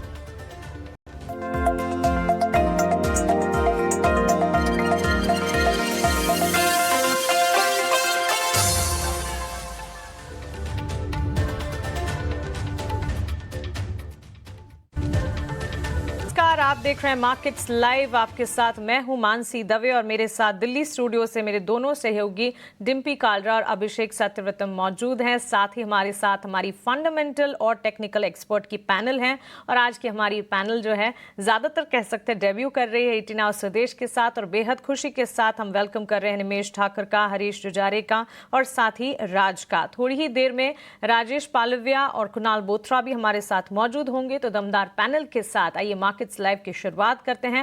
At this juncture gift Nifty की तरफ से इंप्लाइड ओपन इंडिकेशंस जो हैं वो ऑलमोस्ट 80 to 100 पॉइंट्स के गेन्स के नजर आ रहे हैं। प्री ओपन टिक्स भी आपके स्क्रीन पर आप देख रहे हैं। मार्केट का प्री ओपन सेशन खुलता हुआ थोड़ी ही देर में करेंसी की ओपनिंग होती नजर आएगी, उस पर भी फोकस रहेगा। कमोडिटी मार्केट्स में बुलियन मार्केट, एनर्जी पैक और बेस मेटल्स की चाल पर भी लगातार हमारी नजर है जिस पर बातचीत होती रहेगी। 24,726 के इर्द गिर्द इस वक्त प्री ओपन में लेवल्स आप देख पाएंगे निफ्टी की तरफ से। वहीं सेंसेक्स में भी ऑलमोस्ट 81,275 के लेवल्स के आसपास, लेकिन इन लेवल्स को और ज्यादा ताजा होने देते हैं। उसके बाद प्री ओपन सेशन जब सेटल हो जाएगा इन लेवल्स पर फिर से एक बार बातचीत होगी। लेकिन सोमवार की धुआंधार तेजी के बाद कल बाजार में एक डेंट कह सकते कमजोरी वाला सेशन और आज के सत्र पर अब सभी की निगाहें टिकी हुई हैं। वैसे तो नतीजों के लिहाज से इंपॉर्टेंट है सेशन। साथ ही बुधवार का दिन कैबिनेट की महत्वपूर्ण बैठक होने जा रही है और इस बैठक में प्रधानमंत्री नरेंद्र मोदी जी भी शामिल होंगे। मॉनिटर करते रहेंगे सारे के सारे डेवलपमेंट्स कर जिस पर खास तौर से नजर रहेगी। इस बैठक से भी जो अपडेट्स आते रहेंगे हमारे संवाददाता के जरिए हम आप तक जरूर पहुंचाएंगे। लेकिन चलिए आगे बढ़ते हैं और प्री ओपन सेशन के साथ साथ रुपए की भी ओपनिंग 27 पैसे मजबूती के साथ रुपया जो है खुलता हुआ नजर आया है 85 रुपए और 6 पैसे पर। डॉलर के मुकाबले 27 पैसे 27 पैसे के मजबूती के साथ करेंसी की ओपनिंग होती हुई इस वक्त नजर आ रही है। कच्चे तेल की चाल का उबाल घरेलू बाजार में और साथ ही ब्रेंट क्रूड की अगर बात करें खत्म होता हुआ और सेफ हेवन के तौर पर गोल्ड और सिल्वर में वापस से थोड़ी सी चमक जो है वो वापस लौटती हुई नजर आई है। लेकिन रुपए की ओपनिंग के साथ साथ आइए अब बात करते हैं स्टॉक स्पेसिफिक मूव्स की भी और हरीश जुजारे से मैं शुरुआत करूंगी। हरीश जी, गुड मॉर्निंग, स्वागत है आपका 18 आवर्स स्वदेश पे। It's really nice to have you with us and I expect a long collaboration with you. Pharma space, health care और डायग्नोस्टिक हरीश डिफेंसिव के तौर पर काफी हद तक बाजार को संभालने का काम करता है। ऐसी ही तस्वीर कल भी इस स्पेस ने दिखाई। ड्यूरिंग द सेशन सिप्ला के नतीजे भी आते हुए दिखे। Numbers on the face of it अच्छे थे और उसका एक रिएक्शन आ भी रहा था। मुनाफे के फ्रंट पर 30% का इजाफा, रेवेन्यू के फ्रंट पर 9 से 10% की तेजी और मार्जिन में भी मजबूती हाथ लगी। All in all pharma space को आप कैसे देखते हैं और सिप्ला पर भी अगर आपका कोई टेक है? मानसी जी, अगर देखा जाए तो थैंक यू वंस अगेन। अगर ओवरऑल मार्केट की बात करते हैं और स्पेशली निफ्टी फार्मा की बात करते हैं, कुछ टाइम से कंसोलिडेशन में है निफ्टी फार्मा। अगर देखा जाए तो ऊपर के लेवल अगर निफ्टी फार्मा इंडेक्स की बात करते हैं तो 22,000 के अराउंड रेजिस्टेंस जोन है, उसको क्रॉस करने में तकलीफ हो रही है इंडेक्स को। तो उसके चलते मुझे लग रहा है कि मोटा मोटा मुझे लग रहा है कि फार्मा इंडेक्स एक साइडवेज हो सकता है फिलहाल के लिए, कुछ टाइम पीरियड के लिए। हाउएवर स्टॉक स्पेसिफिक में बहुत सारे स्टॉक्स है जो अच्छे नीचे लेवल से बाइंग आ रही है, नजर आ रही है। अगर सिप्ला की बात करते हैं तो सिप्ला में मुझे लग रहा है कि सेम टू सेम सेटअप है, जो कि ऊपर के लेवल 15 से 80 के अराउंड 1580 के अराउंड रेजिस्टेंस जोन है, तो हम लोग वो लेवल से छू सकते हैं फिर से एक बार सिप्ला में। लेकिन जब तक इसके ऊपर नहीं निकलता है मुझे लग रहा है कि सिप्ला जो है एक साइडवेज में ही रहेगा, कंसोलिडेशन में आगे जाएगा। तो सिप्ला पर ये एक टेक इस वक्त और फार्मा स्पेस पर ओवरऑल ये टेक बनता हुआ। जिंदाल स्टेनलेस पर भी नजर होनी चाहिए। कुछ तमाम ब्रोकरेज रिपोर्ट्स भी देखने को मिली थी और कल के सत्र में ब्रोकरेज रिपोर्ट्स में जिंदाल स्टेनलेस पर खरीदारी की राय यहां पर मिलती रही। निमेश, आपसे जानना चाहूंगी, ऑलमोस्ट 2.5-3% के गेंस कल के सत्र में देखने को मिले थे और इस वक्त भी प्री ओपन में मजबूती के साथ शुरुआत की तैयारी। जिंदाल स्टेनलेस पर राय क्या होगी? जिस तरह से चार्ट स्ट्रक्चर दिख रहा है, 100 डेज एवरेज का एक ब्रेकआउट आया है, और जिस तरह से हम लोग देख रहे हैं कि एक ट्रेंड रिवर्सल सिग्नल जो है वो वीकली चार्ट्स पे भी देखने को मिल रहा है। मेरा मानना है कि जिंदाल स्टेनलेस स्टील के अंदर जो नियर टर्म रेजिस्टेंस एरिया है वो अराउंड 660 के आसपास है। तो short to medium term view मेरा बुलिश है। कल के दिन का लो जो था अराउंड 610, उसका स्टॉप लॉस लग के बाय कर सकते हैं, और 660 का टारगेट शॉर्ट टर्म में देखने को मिल सकता है।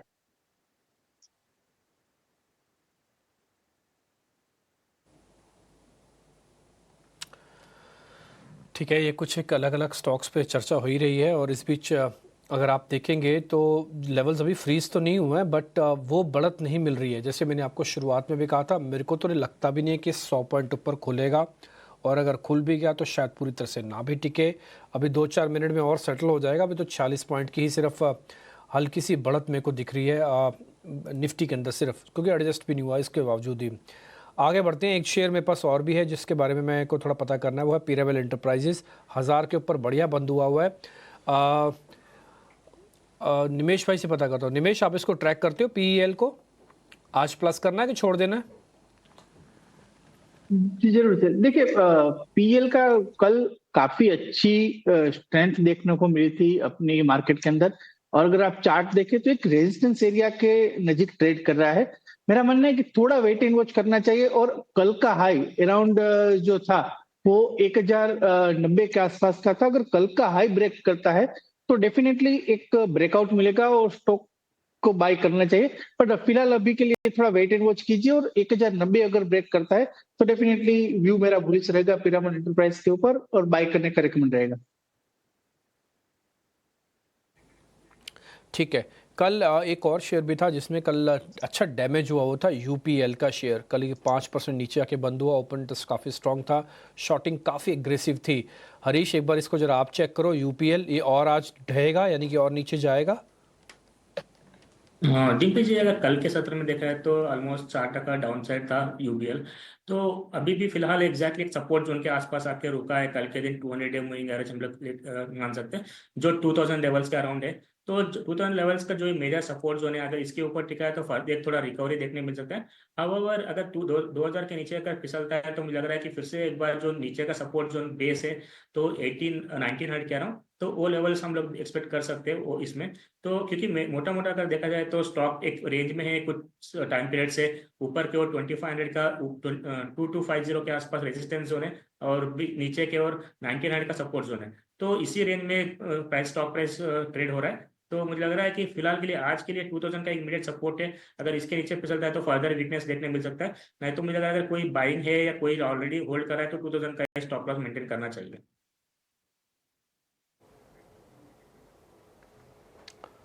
ठीक है, आपके लिए ये सलाह। और यूपीएल की बात करें तो एक रेंज में फंसा हुआ ये शेयर दिख रहा है। ठीक है, अपने सहयोगी प्रकाश को जोड़ेंगे। फटाफट एक रिव्यू जरा ना डिफेंस स्टॉक्स पर ले लेते हैं। राज, एक छोटा सा आपसे आंसर चाहेंगे। कल हमने देखा कि डिफेंस में अच्छी तेजी रही है। बीएल हो या फिर एचएएल हो, बाकी जो सरकारी जो शिप बिल्डिंग वाली कंपनीज वो भी चल रही थी। आपको लगता है कि लॉन्ग टर्म का प्ले अभी है ये, और मौजूदा स्तर पर भी लोगों को पैसे डिप्लॉय करने चाहिए? एक छोटा आंसर दीजिएगा सर।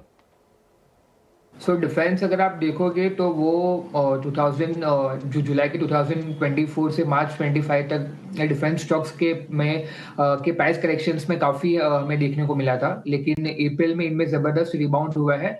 और इसका मेन रीज़न है वेस्टर्न बॉर्डर पर जियोपॉलिटिकल टेंशंस का फ्लेयर अप, और गवर्नमेंट द्वारा 54,000 करोड़ के डिफेंस ऑर्डर्स की अप्रूवल भी। और हाल ही में जब अभी इंडिया पाकिस्तान के वॉर की जब न्यूज़ें आई थी तो डिफेंस के स्टॉक्स और फोकस में आ गए थे। तो हमारा मानना ये है कि डिफेंस स्टॉक्स में आप एक्यूमुलेशन फेस करते जाओ। इनको 1 to 2 इयर्स पर्सपेक्टिव में मत देखो, बट आप 5 to 7 इयर्स के पर्सपेक्टिव में देखोगे तो आपको एक शानदार रिटर्न मिलने की एक्सपेक्टेशन है। क्योंकि ऑर्डर जो गवर्नमेंट का जो ये एलोकेशन होता है, हमें उम्मीद है कि आगे चल के बजट में गवर्नमेंट डिफेंस के एलोकेशंस और बढ़ने की एक्सपेक्टेशंस है। तो स्टॉक स्पेसिफिक बीईएल हमें अच्छा लग रहा है, अपोलो जो माइक्रो है वो अच्छा लग रहा है, एचटीएल है। सो ओवरऑल आप लंबे व्यू के लिए आप डिफेंस स्टॉक्स में एक्यूमुलेशंस कर सकते हैं।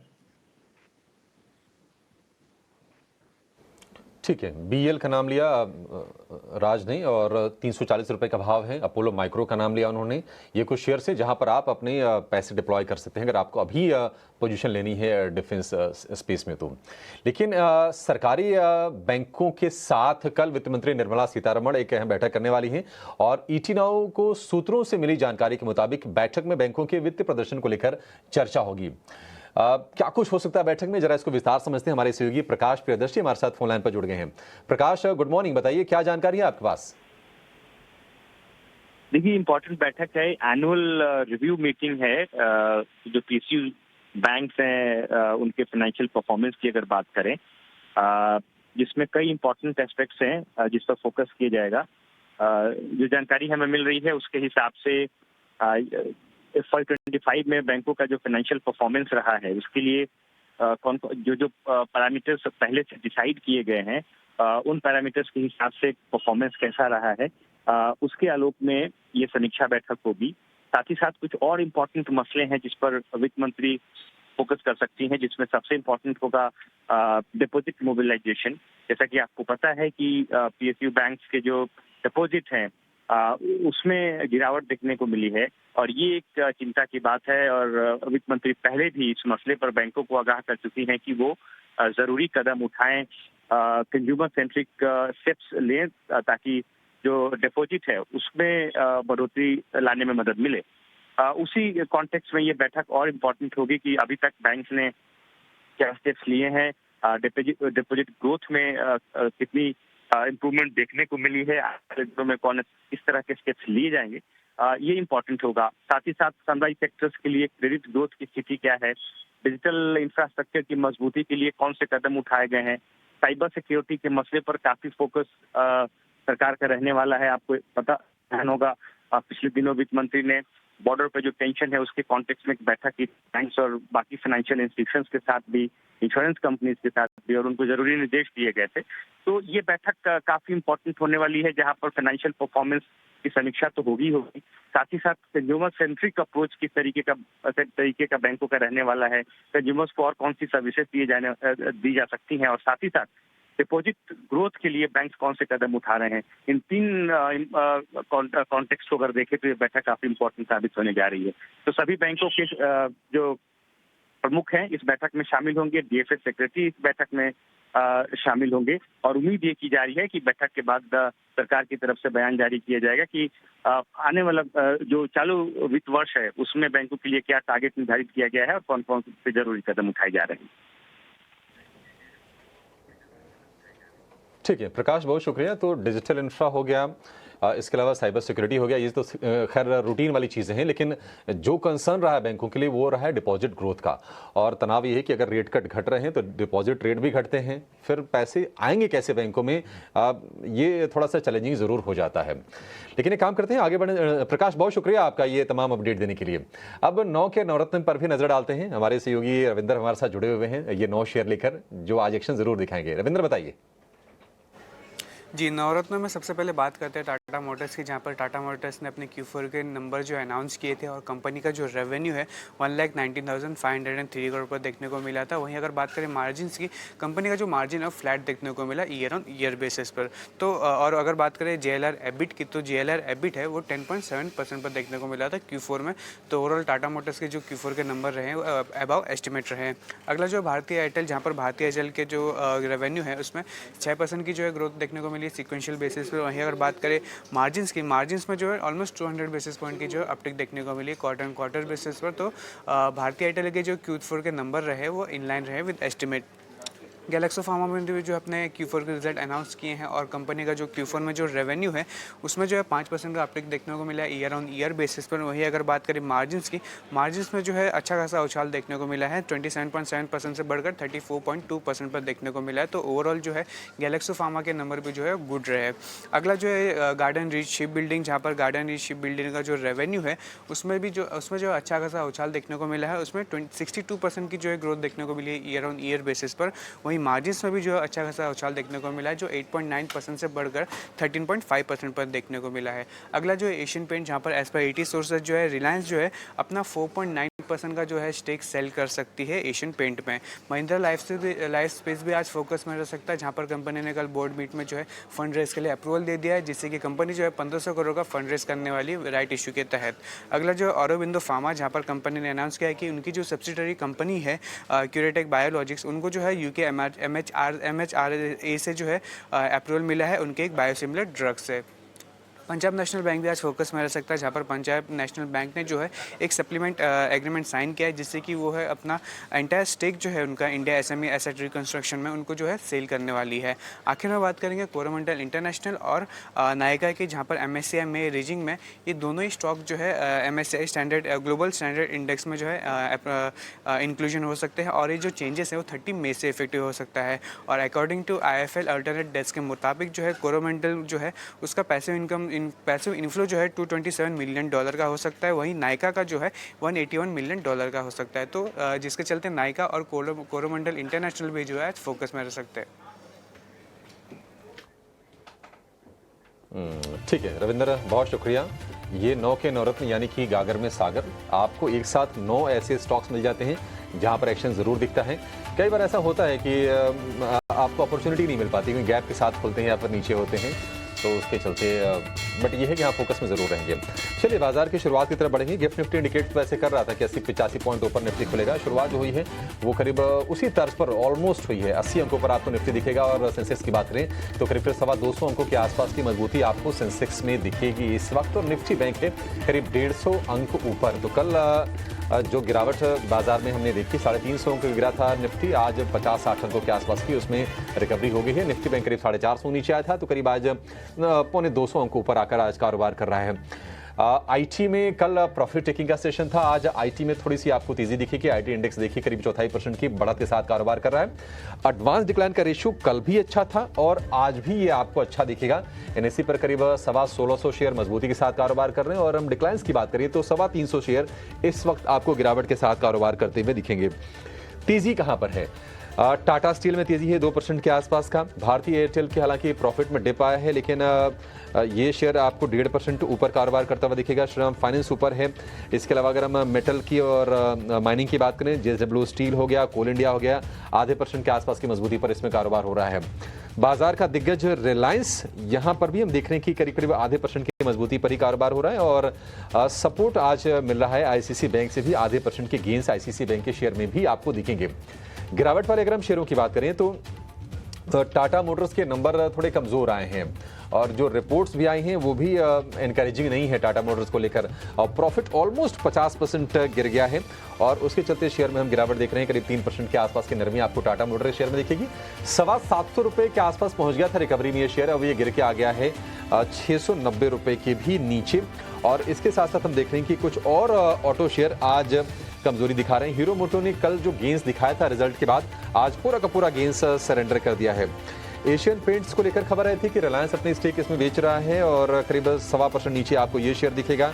आयशर मोटर में करीब 0.25% के आसपास की कमजोरी है, नंबर्स पर भी आज इसके नजर रहेगी। इसके अलावा एक्सिस बैंक हो गया, BL हो गया, ये कुछ शेयर्स हैं जहां पर आज आपको कमजोरी का माहौल दिखेगा।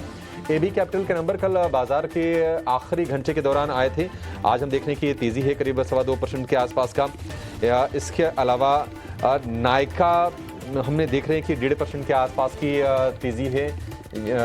MSCI की रीबैलेंसिंग होने जा रही है और इस शेयर को जगह मिलने जा रही है मई के बाद से, तो इसमें आज हम तेजी देख रहे हैं। लेकिन कुछ और शेयर, पेटीएम पर कल हमने दबाव देखा था, क्योंकि अलीबाबा की जो कंपनी है एंटफिन, उन्होंने अपने स्टेक को ट्रिम किया था, और कल भी हमने गिरावट देखी थी, और ये गिरावट आज कंटिन्यू हो रही है। करीब 3% के आसपास की गिरावट इस शेयर में दिख रही है। इसके अलावा अगर आप देखेंगे तो बर्जर पेंट एशियन पेंट्स के साथ ये भी गिर रहा है, करीब 1.5% के आसपास की गिरावट आज के सत्र में दिख रही है। हालांकि अगर आप देखेंगे मिड कैप का और स्मॉल कैप का मूड अगर आप देखेंगे तो उतना खराब आपको नहीं दिखेगा। अब 1550 शेयर मजबूत हैं, और करीब 600 शेयर आज गिरावट के साथ कारोबार करते हुए आपको दिखेंगे। निफ्टी 60 अंक के ऊपर है, लेकिन निफ्टी बैंक में जो करीब 200 अंकों के आसपास की तेजी देख रहे थे, वो तेजी रह गई है बमुश्किल अब 80 अंकों के आसपास की। और इंडिया विक्स थोड़ा सा कूल डाउन जरूर हुआ है। 18 के नीचे का इंडिया विक्स से थोड़ा और नीचे आएगा तो बाजार को शायद सपोर्ट थोड़ा सा और मिलेगा। आईटी अपनी तेजी को बढ़ाकर बाजार को सपोर्ट देने की फिलहाल कोशिश करता हुआ, और आईटी के साथ साथ आज हम देख रहे हैं कि मेटल्स भी कदम ताल करने की कोशिश कर रहे हैं। टाटा स्टील, जेएसडब्ल्यू स्टील, कोल इंडिया, नाल्को, सेल, ये कुछ शेयर्स हैं जहां पर आज ठीक ठाक बढ़त के साथ कारोबार हो रही है। और इसके अलावा जो ऑयल मार्केटिंग कंपनीज वाले जो शेयर हैं, एचपीसीएल में भी हम करीब 1.5% के आसपास की तेजी आज के सत्र में दिख रहे हैं। तो शुरुआत ठीक हुई है। गेल के नंबर आए थे, गेल में करीब 2% के आसपास की आपको तेजी दिखेगी, लेकिन इस तेजी में आपके लिए मौके कहाँ हैं, रिकवरी का ट्रेड आपको कहाँ पर लेना है, ये सब कुछ समझेंगे और चलेंगे अपने सहयोगियों के पास जो अपने एक्सपर्ट्स को साथ में जोड़कर करेंगे ओपनिंग ट्रेड की शुरुआत।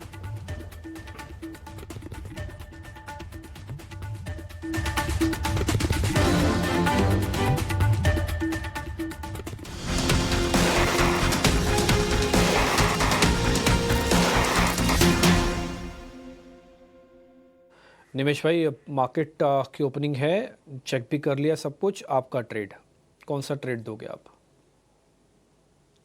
कि मुझे लग रहा है पीएसयू बैंक्स जो है वो भी थोड़ी स्ट्रेंथ दिखा रही है, तो पीएसयू बैंक्स के अंदर मुझे इंडियन बैंक जो है वो भी अच्छा लग रहा है।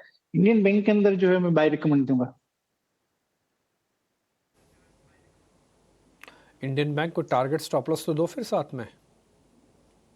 हाँ, इंडियन बैंक के अंदर मुझे लग रहा है कि जिस तरह से चार्ट सेटअप है और जिस तरह से आज ओपनिंग हुई है, नीचे की तरफ से 580 के नीचे के स्टॉप लॉस से बाय कर रहा है, और ऊपर मुझे लग रहा है कि अगर आज पीएसयू बैंक्स के अंदर मोमेंटम देखने को मिलता है तो ऊपर में 595 तक के लेवल देखने को मिल सकते हैं।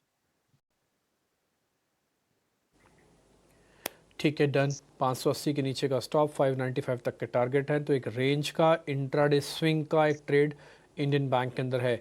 हरीश, आपकी तरफ से आज का ओपनिंग ट्रेड बाजार खुलने के बाद का? मेरा ओपनिंग ट्रेड रहेगा बिरला स्टॉक में। अगर बिरला स्टॉक में देखा जाए तो कि इन्वर्स एचएनएस का पैटर्न फॉर्मेशन हुआ है, और मुझे लग रहा है कि ये आईटी के सारे स्टॉक्स भी तेजी में है। मुझे लग रहा है कि एक अच्छा बेट रहेगा करंट लेवल्स पे। तो ऊपर का लेवल 450 का हम लोग एक्सपेक्ट कर सकते हैं इंट्राडे में। अगर पोजीशन में देखा जाए तो 470 480 तक भी लेवल से, और स्टॉप लॉस मेंटेन करना चाहिए 410 का। 410 यानी कि 410 का स्टॉप लॉस लगाओ, इसमें 450 का पहला टारगेट है। और आप आईटी में बैट कर रहे हैं, बिरला सॉफ्ट बहुत बढ़िया चलता है, जिस दिन आईटी का दिन ठीक निकलता है तो ये हो सकता है। पर निफ्टी आईटी इंडेक्स भी दिखा दो स्क्रीन पर जरा, उसको भी नोटिस हो जाएगा। देखिए, बाजार ने शुरुआत ठंडी करने के बाद अब क्योंकि विक्स डाउन हो गया 2%, तो जितना विक्स कूल ऑफ होगा बाजार के पास उतना स्पेस आ जाएगा, और इस स्पेस का भरपूर फ़ायदा उठा रहा है। 100 पॉइंट ऊपर निफ्टी टंग गया, और बैंक निफ्टी के अंदर 65 पॉइंट है। देखिए, बैंक निफ्टी काफ़ी लाइट है, आराम से ट्रेड कीजिएगा। अभी तक किसी भी मेहमान ने आपको बैंक निफ्टी या फिर बड़े शेयरों पे की कॉल नहीं दी है। बहुत ही स्पेसिफिक कॉल्स आ रही हैं, Birla soft, Indian bank, specific, बहुत ही छोटा और स्पेसिफिक पार्ट है। राजव्यास से हम इंट्राडे ट्रेड या स्विंग ट्रेड तो नहीं लेंगे, बट वैल्यू हंटिंग ज़रूर करवाएंगे। राज जी नमस्ते। अगर मेरे को वैल्यू हंटिंग करनी है तो एक थीम, और थीम से जुड़ा अगर आपकी कंप्लायंस भी अलाउ कर दे तो एक शेयर भी बता दीजिएगा।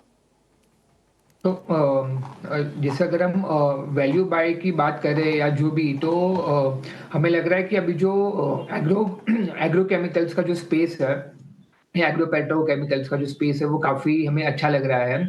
और इसमें काफ़ी जो रिजल्ट्स भी आए थे, अगर आप देख लो कि पैराडिप फॉस्फेट का रिजल्ट हो गया या मेगमनी ऑर्गेनिक्स जैसे जो स्टॉक्स है, इनके जो रिजल्ट्स भी आए थे, और जो हमें जो अर्निंग्स की जो आउटलुक का जो गाइडेंस मिला है वो भी काफ़ी हद तक पॉजिटिव है।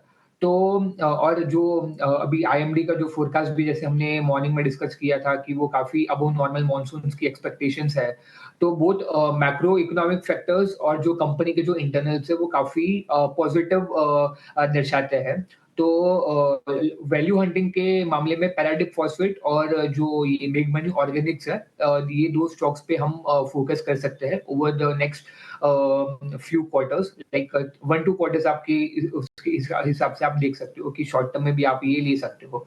Over the longer term period में भी आप पैराडिप अगर देखोगे, जो हमारा एक्सपेक्टेशन है कि ये तकरीबन 200 के आसपास या उससे ज्यादा ऊपर ट्रेड कर सकता है, क्योंकि इनका मर्जर भी है मैंगलोर केमिकल के साथ।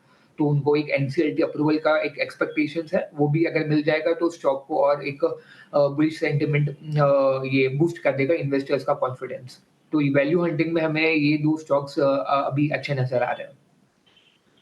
केमिकल प्लेज हैं, फर्टिलाइजर स्टॉक्स हैं जो कि हमारे फंडामेंटल एक्सपर्ट्स के रेडार पर हैं। वैल्यू हंटिंग के अपॉर्चुनिटीज़ यहाँ पर मिल सकती है। राज, बहुत शुक्रिया आपका हमारे साथ जुड़ने के लिए, सवालों के जवाब देने के लिए और मार्केट पर अपनी फंडामेंटल एनालिसिस हमारे साथ शेयर करने के लिए। It was really nice to have a word with you और आपसे आपकी एनालिसिस समझना। Have a nice day to you as well. चलिए आगे बढ़ेंगे और इस वक्त बाजार में तेज़ी जो है वो बढ़ती हुई नज़र आ रही है। निफ्टी में करीब 120 अंकों की मजबूती, शुरुआत सदी हुई लेकिन उसके बाद बाजार जो है बिल्कुल संभलता हुआ। सेंसेक्स में ऑलमोस्ट 400 पॉइंट के गेन्स इस वक्त देखने को मिले हैं। मेटल्स और आईटी सेक्टर इन पर्टिकुलर इस वक्त आउट परफॉर्मेंस दिखा रहे हैं। निफ्टी में 50 में से करीब 40 शेयरों में अच्छी खासी मजबूती के बीच एक्शन देखने को मिल रहा है और साथ ही सेंसेक्स में भी अगर देखेंगे, सेंसेक्स के 30 शेयरों में से ऑलमोस्ट 23 से 25 शेयरों में मजबूती का रुझान देखने को मिला है। बैंक निफ्टी को भी एक बार देखेंगे और small cap mid cap index पर भी नजर डालेंगे क्योंकि स्मॉल कैप और मिड कैप इंडेक्स में भी रिकवरी इस वक्त देखने को मिल रही है। 81,547 के लेवल्स पर ऑलमोस्ट 400 अंकों की तेजी के साथ सेंसेक्स ट्रेड करता हुआ। स्मॉल कैप में भी मजबूती के साइंस, हरे निशान के साथ बेंचमार्क इंडिसेस और साथ ही ब्रॉडर मार्केट। 2 स्टॉक्स को एक बार वॉच लिस्ट में रखना चाहिए, वो है एक भारती एयरटेल और दूसरा गार्डन रीच शिप बिल्डर्स। दोनों के ही नतीजे आए और बाजार खुलने के ठीक साथ शार्प स्पाइक इन स्टॉक्स में नजर आ रहे हैं। स्टॉक ऑफ द डे कह सकते हैं गार्डन रीच शिप बिल्डर को 11% की तेजी के साथ यहाँ पर मेजर अप मूव इस वक्त 2124 के लेवल्स पर परसेंटेज वाइज ऑलमोस्ट 11% के गेन्स। हर लिहाज से नंबर्स काफ़ी पॉजिटिव थे, तो हमारे बिग शो का कैंडिडेट बनता हुआ गार्डन रीच शिप बिल्डर। इस पर हमारे दोनों एक्सपर्ट से टेक जानना चाहेंगे। निमेश, शुरुआत आपसे करेंगे, बताएं गार्डन रीच शिप बिल्डर 2125 के लेवल्स पर जिनकी एग्जिस्टिंग पोजीशन है उनके लिए राय क्या होगी? जिसकी एग्जिस्टिंग पोजीशन है उसको होल्ड ही करना है, बट मानसी मैं बता दूं कि जिस तरह से गैप अप ओपनिंग हुआ है, यहाँ से फ्रेश बाइंग करना थोड़ा रिस्की रहेगा। थोड़ा वेट एंड वॉच कीजिए और अगर यहाँ से थोड़ा करेक्शन आता है नीचे की तरफ 2050 के आसपास अगर ट्रेड मिलता है तो I think good entry point रहेगा पोजिशनल के लिए। बट जिस तरह से चार्ट स्ट्रक्चर में देख रहा हूँ, काफी लंबे कंसोलिडेशन के बाद एक अच्छा ब्रेकआउट आया है, रिजल्ट्स पॉजिटिव है, तो मेरा मानना है कि ये स्टॉक आने वाले दिनों में काफी अच्छा कर सकता है। बट पोजिशनल बाई के लिए थोड़ा वेट एंड वॉच कीजिए और 2050 के आसपास अगर मिलता है तो बेस्ट एंट्री पॉइंट बन सकता है और जिसके पास है वो डेफिनेटली होल्ड कर सकते हैं। नई पोजीशन का अगर विचार कर रहे हैं तो थोड़ा इंतजार करना चाहिए, लेकिन एग्जिस्टिंग पोजीशन बिल्कुल इंटैक्ट रखें, मजबूत नतीजे हैं। हरीश, आपसे भी एक गार्डन रीच शिप बिल्डर और साथ ही भारती एयरटेल भी, बिकॉज शार्प अप मूव वहां पर भी दिख रहा है। चौथी तिमाही में कंपनी के नंबर्स जो हैं पर्टिकुलरली रेवेन्यू के फ्रंट पर तो अच्छे रहे। सो एयरटेल और गार्डन रीच शिप बिल्डर्स। बिल्कुल मानसी, जैसे हमने मॉर्निंग में बात किया था एग्जैक्टली ऑलमोस्ट जो रेजिस्टेंस जोन था, टारगेट्स थे हमारे 2200 के, तो वो ऑलमोस्ट मॉर्निंग में टेस्ट हुए। तो मुझे लग रहा है कि थोड़ा बहुत प्रॉफिट बुकिंग देखने मिल सकता है कुछ टाइम पीरियड के लिए। तो अभी भी अगर इंट्राडे में कोई बाय करना चाहे तो मुझे लग रहा है कि बाई चांस डिप 2050 के अराउंड भी आता है तो बेस्ट लेवल्स रहेंगे फिर से एक बार अक्यूमुलेट करने के लिए। ओवरऑल सेटअप बहुत शानदार है और मुझे लग रहा है कि आगे जाके भी फर्दर अपसाइड मूव देखने मिल सकता है। तो 2200 का एक इमीडिएट रेजिस्टेंस जो है उसके क्रॉस करता है तो मुझे लग रहा है कि फर्दर रैली 2350 2400 तक भी एक्सपेक्ट कर सकते हैं पोजिशनल बेसिस में। और भारतीय एयरटेल की बात करते हैं तो भारतीय एयरटेल देखिए एक स्ट्रॉन्ग बेस बनाया था 1800 के अराउंड, मुझे लग रहा है कि वहां से बाउंस बैक कर रहा है। तो मुझे लग रहा है कि बाय ऑन डिस्प एग्जैक्टली इस चार्ट सेट में दिखा रहा है। तो मुझे लग रहा है कि आगे जाके एक ऑल टाइम हाई फिर से फ्रेश हाई बना सकता है स्टॉक प्राइस और करंट लेवल्स पे भी बिल्कुल बाय कर सकते हैं। नीचे के हिसाब से मुझे लग रहा है सपोर्ट जोन है 1800 के ऊपर जब तक इंट्राडे में टिका हुआ है, मुझे लग रहा है कि अपसाइड का मूवमेंट ही रहेगा भारतीय एयरटेल में।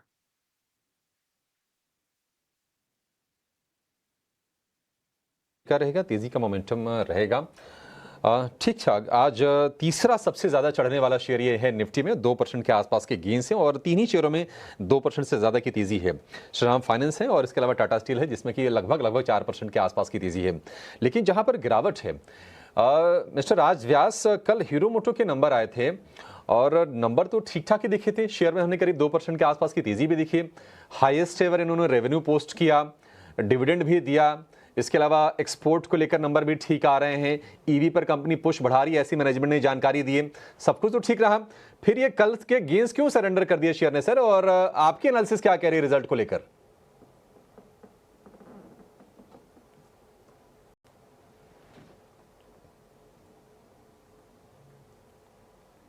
अच्छा ठीक है, राज हमारे साथ नहीं है। निमेश भाई, आप हीरो मोटो पर व्यू देंगे, शेयर आज क्यों गिर रहा है ये? ठीक, मेरा मानना है कि स्टॉक के अंदर जिस तरह से कल रिजल्ट्स आए थे, रिजल्ट्स काफी अच्छे आए थे और पर्टिकुलरली कोई रीजन नहीं दिख रहा है। बट मेरा मानना है कि आज जो कुछ भी करेक्शन आया है वो बाइंग अपॉर्चुनिटी देखने को मिल सकती है। स्टॉक के अंदर काफी कंसोलिडेशन हो चुका है और ग्रेजुअली मेरा मानना है कि स्टॉक के अंदर हम लोग एक रिकवरी तरफ का मूव देख रहे हैं। तो ये कुछ भी जो कुछ भी करेक्शन है बाइंग अपॉर्चुनिटी है नीचे की तरफ से। मेरा मानना है कि 3850 के नीचे क्लोजिंग बेसिस का स्टॉप लॉस लेके एक medium to long term point of view से ये स्टॉक के अंदर बाय करना चाहिए और ऊपर में 4300 4600 के लक्ष्यांक देखने को मिल सकते हैं आने वाले 1 से 3 महीने में। तो पोजिशनल बेसिस के ऊपर हीरो मोटर कॉर्प के अंदर मेरी बाय रिकमेंडेशन है। 3850 का स्टॉप लॉस लगा लीजिए। इंट्राडे में देखिए थोड़ी सी रिकवरी तो कर रहा है, वैसे क्यों गिरा आज शुरुआत में ये थोड़ी समझ से परे है। आगे इसको और थोड़ा डीप डाइव एनालिसिस करने की कोशिश इसके बारे में ज़रूर करेंगे। लेकिन हरीश जी, एक और शेयर है कैपिटल गुड स्पेस की, सीमेंस। बहुत तगड़ी गिरावट हमने 4-5 सत्र पहले देखी थी और अब ये 4 सत्र से लगातार शेयर चल रहा है, ऑलमोस्ट 200 रुपये जोड़ दिए हैं। आज बढ़िया शुरुआत की है, 3.5% ऊपर ये शेयर है, 3000 रुपये के ऊपर आ गया है। सीमेंस के चाल आप कैसे देख रहे हैं? चार्ट्स क्या संकेत दे रहे हैं? क्या प्लस करें इस लेवल पे? बिल्कुल, अगर सीमेंस का चार्ट देखते हैं तो एक टाइम कंसोलिडेशन के बाद स्टॉक प्राइस वापस ऊपर की ओर आ रहा है और ऊपर की ओर अभी फिलहाल के लिए अगर देखा है तो इमीडिएट बेस में रेजिस्टेंस इंट्राडे के लिए 3090 के आसपास है, 3090 के पास। मुझे लग रहा है कि एक क्रॉस किया था और ज्यादा फर्दर रैली देखने मिल सकता है। मुझे लग रहा है कि सेटअप बहुत सही है और बहुत रिस्क रिवॉर्ड के हिसाब से रिस्क बहुत कम है और रिवॉर्ड फेवरेबल लग रहा है। मुझे लग रहा है कि करंट लेवल पे भी एड ऑन कर सकते हैं सीमेंस में।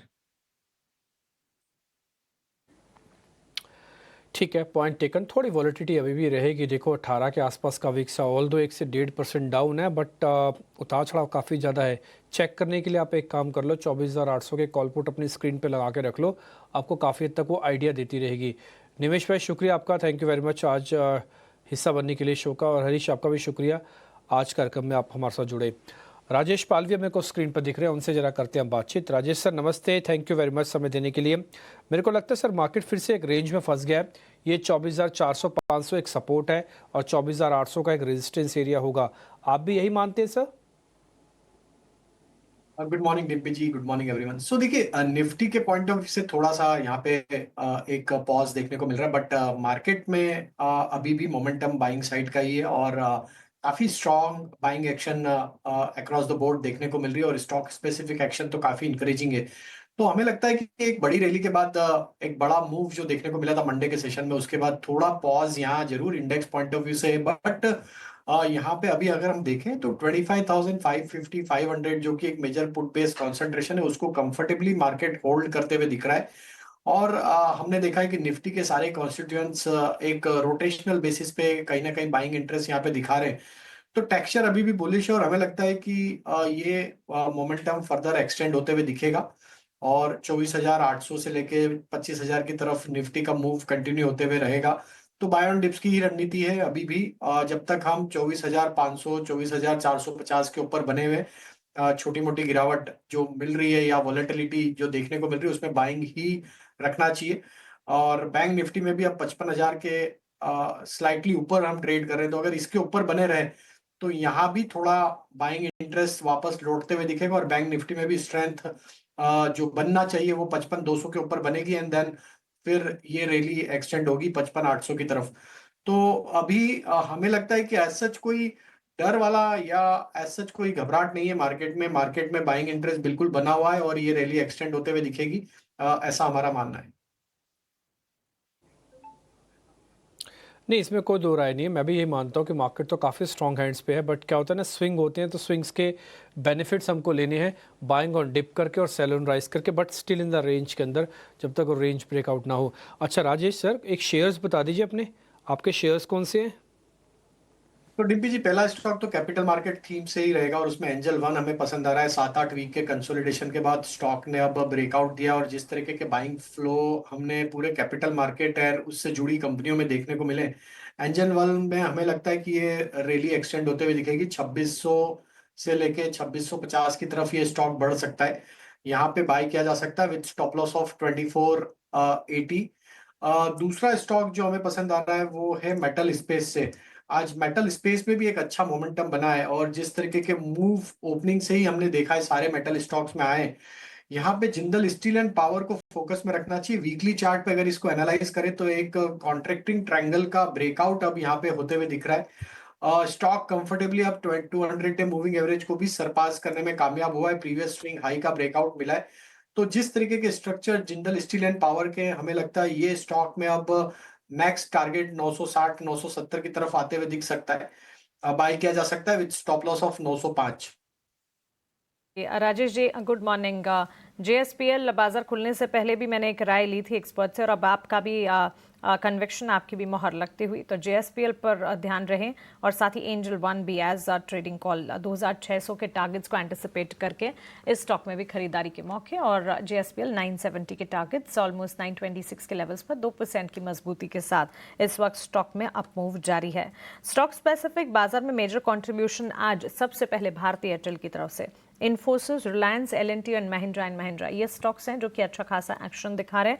On the flip side Tata Motors, Cipla, Asian paints, HDFC bank और हीरो मोटोकॉर्प ये कुछ स्टॉक्स हैं जहां से बिकवाली हाथ लगी है।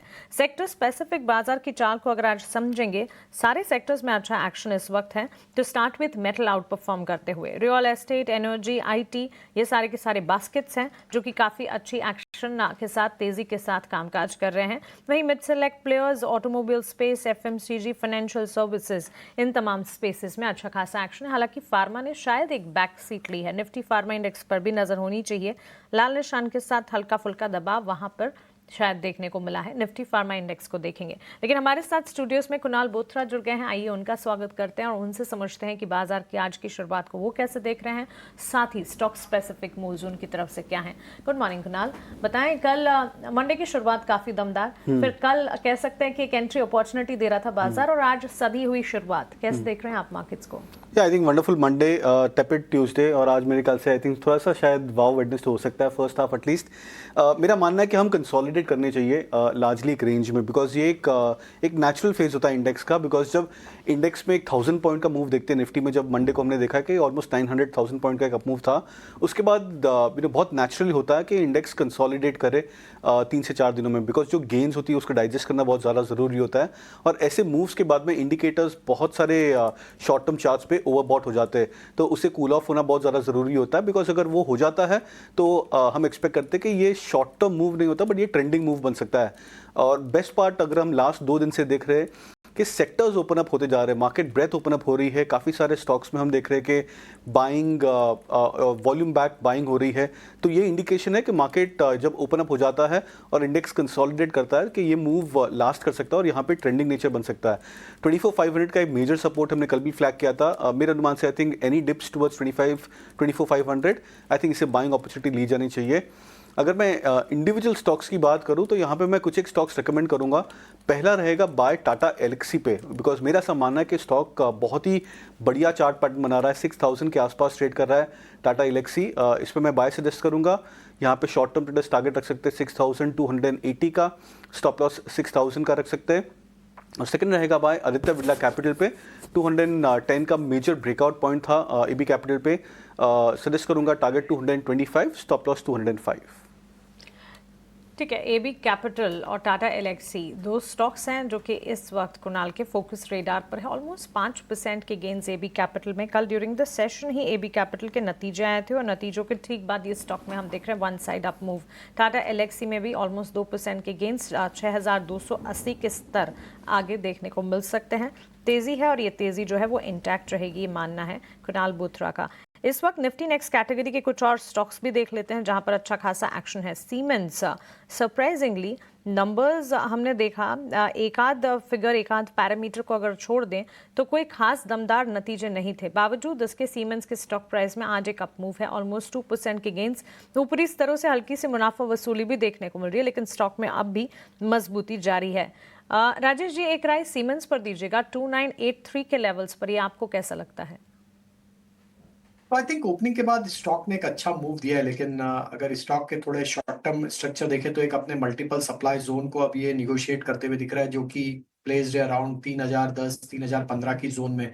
आई थिंक वो लेवल का ब्रेकआउट इसके लिए काफी इंपॉर्टेंट रहेगा। हालांकि स्टॉक में करेक्शन के बाद लोअर साइड पे ऑलमोस्ट 8 से 10 वीक का एक कंसोलिडेशन यहाँ पे ऑलरेडी होते हुए दिख रहा है। हमें लगता है इसको फोकस में रखना चाहिए। जैसे ही स्टॉक 3015-20 के लेवल क्रॉस करेगा तो यहाँ पे एक अच्छा अपमूव अनफोल्ड होते हुए दिख सकता है टुवर्ड्स 3100 3150 की तरफ। तो अभी यहाँ पे थोड़ा बाय एंड एक्यूमुलेट किया जा सकता है। स्टॉप लॉस जो रखना होगा वो करीब होगा 2920 के आसपास। अगर ये स्टॉप लॉस होल्ड आउट करता है अगले कुछ ट्रेडिंग सेशन में एंड स्टॉक मैनेज करता है 3020 के लेवल को क्रॉस करते हुए, तो फिर इसके टारगेट 3150 तक भी आते हुए दिख सकते हैं।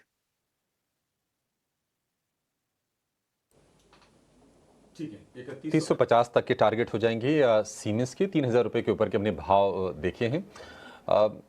थोड़ा सा नीचे ज़रूर आया है आज के हायर लेवल से, लेकिन आज आप देखेंगे ऑटो शेयर थोड़े कमज़ोर जो ज़्यादा दिखे शुरुआत में, थोड़ी थोड़ी रिकवरी करने की कोशिश करते हुए दिख रहे हैं। हीरो मोटो जो 2% कमज़ोर था, रफली अब 0.25% के आसपास की गिरावट वहाँ रह गई है।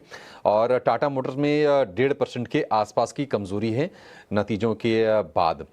निफ्टी में 50 में से इस वक्त आपको 41 शेयर मजबूती के साथ कारोबार करते हुए दिखेंगे और 125 अंक ऊपर है निफ्टी। और निफ्टी बैंक अपने गेंस को गंवाकर थोड़ा सपाट है, 30 अंकों की हल्की सी तेज़ी यहाँ पर हो रही है। लेकिन आज राजेश जी, निफ्टी का जो टॉप गेनर है टाटा स्टील, नंबर जो इसके कल आए थे, प्रॉफिट ऑलमोस्ट इसका डबल हो गया था, डिविडेंड भी डिक्लेयर किया था।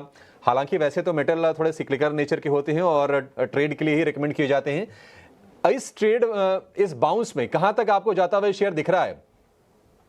आई थिंक अभिषेक जी 165 तक ये मूव कंटिन्यू होते हुए दिख सकता है। स्टॉक ने कल के सेशन में एक माइनर डिप लिया, लेकिन अगर हम देखें तो स्टॉक और पूरा मेटल स्पेस ही एक बाइंग इंटरेस्ट दिखा रहा है पिछले कुछ दिनों से। टाटा स्टील में जो ब्रेकआउट बना है अब 150 टू 155 के ऊपर, तो आई थिंक ये रैली 165 की तरफ बढ़ते हुए दिख सकती है। तो ट्रेड को अभी जिन्होंने ऑलरेडी लिया हुआ है और या अभी करंट लेवल पे बाय कर रहे हैं, उनके लिए स्टॉप लॉस होगा 152, टारगेट 165। ठीक है, 165 के टारगेट हो जाएंगे टाटा स्टील के लिए। एक और कंपनी के बारे में जरा जानकारी ले लेते हैं जिसके नंबर आए थे कल, और वो है आदित्य बिरला कैपिटल का। कुणाल जी, आदित्य बिरला कैपिटल पिछले 2-3 दिन के अगर हम सत्र को देखें तो ठीक ठाक मूव दिखा चुका है। 190 सब सीधे 215 रुपये के आसपास ये शेयर आ गया है।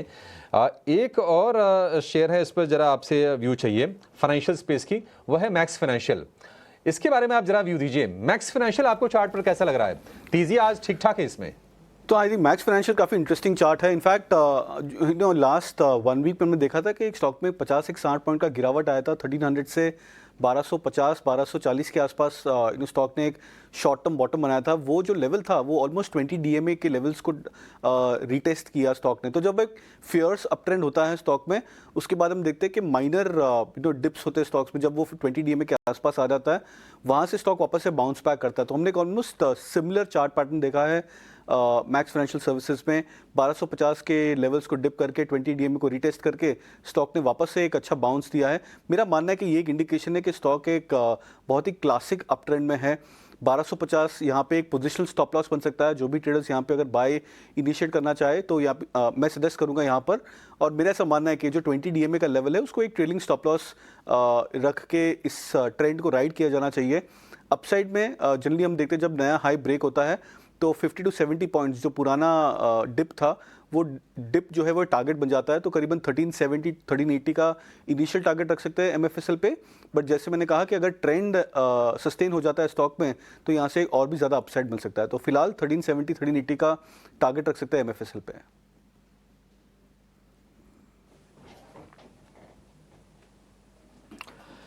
ठीक है, ये कुछ एक अलग अलग ट्रेड हमको बता रहे थे कुणाल साहिर। और इस बीच मैक्स फाइनेंशियल सर्विसेज पे आज मैं बोलूँगा मार्केट के ना 3 मेजर पॉइंट्स हैं जिसकी वजह से बाजार नीचे नहीं आ रहा, कम से कम निफ्टी तो नीचे नहीं आ रहा। कुणाल सर भी जानते हैं इस बारे में और राजेश सर भी समझेंगे, देख लीजिएगा। पहला होगा रिलायंस। रिलायंस डाइवर्जेंस फिर से क्रिएट करने की कोशिश कर रहा है। रिलायंस निफ्टी को ऊपर रख के बैंक निफ्टी को अलग थलग डाल रहा है। दूसरा पॉइंट है विक्स, 3.5% का विक्स आज डाउन है, ये बाजार को नीचे नहीं आने दे रहा। तीसरा पॉइंट है इन्फोसिस, ये सरप्राइजिंगली आईटी को बिल्कुल लेगार्ड अलग करते हुए ये एक छटक के अलग से शेयर आया हुआ है। तो 3 चीज़ों का आज कॉम्बिनेशन निफ्टी को काफ़ी अच्छे से प्रोपेल कर रहा है और मैं बोलूँगा इसको नीचे नहीं जा रहा। First is Infosys, second is Reliance and third is Vicks. इसके अलावा मेरे को स्क्रीन पे कुछ भी एबनॉर्मल नहीं दिख रहा, सब नॉर्मल रूटीन एक्सरसाइज है जैसे होती है। टिपिकली कॉल राइटिंग थोड़ी सी हुई है आज। आप अगर देखोगे 24,800 की जो कॉल है, जो एक रेजिस्टेंस थी, हम उसको हिट करने जा रहे हैं, उसमें राइटिंग पहले से शुरू हो गई है। बट एनी हाउ अभी भी आप थोड़ा कॉशियस स्टांस के साथ बने रहिएगा। जल्दी जल्दी 2-4 ट्रेड पता कर लेता हूँ। पहले राजेश सर आपसे ही लॉन्ग साइड के ट्रेड, एक शेयर मेरी तरफ से होगा, just a minute sir. Oil India check करना, छोड़ दो ऑयल इंडिया सर, ऑयल इंडिया छोड़ देना, मैं एक और शेयर बता रहा हूँ सर। केपीआईटी टेक चेक करना राजेश सर, केपीआईटी टेक। तो डिम्पी जी देखिए, स्टॉक में एक मोमेंटम तो बना हुआ है हायर साइड पे। स्टॉक को देखें तो एक अपने प्रीवियस स्विंग हाई की तरफ स्टॉक बढ़ते हुए दिख रहा है। हमें लगता है ये मोमेंटम को चेस करना चाहिए। ऐसे देखें तो पूरा आईटी स्पेस में ही एक अच्छा बाइंग का रुझान है। तो नेक्स्ट टारगेट हमें लग रहा है 1420 की तरफ बढ़ते हुए दिख सकते हैं। तो करंट लेवल से बाय की ट्रेड को फ्रेश बाय भी किया जा सकता है। जिनके पास ट्रेड है होल्ड रखें। 1350 के आसपास का स्टॉप लॉस सजेस्ट करेंगे। कुणाल सर एक आखिरी क्वेश्चन आपसे। ये रिलायंस इंडस्ट्रीज आज 1420 के आसपास है, एक बड़ी रेंज, लंबी टाइम की निकली हुई रेंज को ब्रेक करने की अटेम्प्ट ले रहा है। करेगा नहीं करेगा मालूम नहीं, जरा बताइएगा सर। अगर ये चला ना तो ये कोई बड़ी बात नहीं है कि निफ्टी को ये वापस से 25,000 के कॉर्नर में डाल दे? जी हाँ, वेरी मच पॉसिबल है Dimpy ji, because of course Reliance one of the heaviest weighted stock है निफ्टी 50 बास्केट में। और सबसे ज़्यादा इम्पैक्ट हम देखते हैं कि एक जो एक फैक्टर होता है कोरिलेशन फैक्टर, रिलायंस का कोरिलेशन करीबन 85 to 90% है अगर हम निफ्टी से कंपेयर करें तो।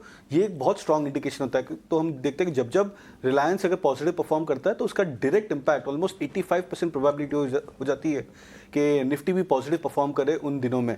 तो रिलायंस का जो impact weightage wise as well as correlation wise बहुत ही ज़्यादा इम्पैक्टफुल है। 1430 1440 का एक मेजर रेजिस्टेंस है रिलायंस पे, जो लास्ट अगर हम देख रहे हैं 2 वीक से स्टॉक कहीं ना कहीं वहाँ पे आके एक माइल्ड छोटा सा एक सप्लाई आ जाता है, छोटा सा एक रेजिस्टेंस आ जाता है रिलायंस पे। मेरे अनुमान से अगर ये 1430 1440 के बैंड को क्रॉस कर दे तो करीबन 40 से 60 पॉइंट का एक स्विफ्ट अप मूव देख सकते हैं रिलायंस इंडस्ट्रीज पे। ओके, 1440 के लेवल्स क्रॉस करने पर एक अप मूव पॉसिबल है। और इस वक्त भी अगर आप देखिए आधे से 1% की तेज़ी के साथ रिलायंस येट अनदर सेशन, जबकि इस स्टॉक में हम मजबूती का ट्रेंड देख रहे हैं। कुणाल, बहुत शुक्रिया आपका हमारे साथ जुड़ने के लिए, सवालों के जवाब देने के लिए और मार्केट पर अपनी राय हमारे साथ शेयर करने के लिए। Thank you so much and have a nice day to you. और चलिए इसी के साथ आगे बढ़ेंगे और कुछ और स्टॉक्स का जिक्र करते हैं और एक ऑप्शन का दमदार ट्रेड भी आपको बताते हैं हमारे खास सेगमेंट ऑप्शन के चैंपियन में।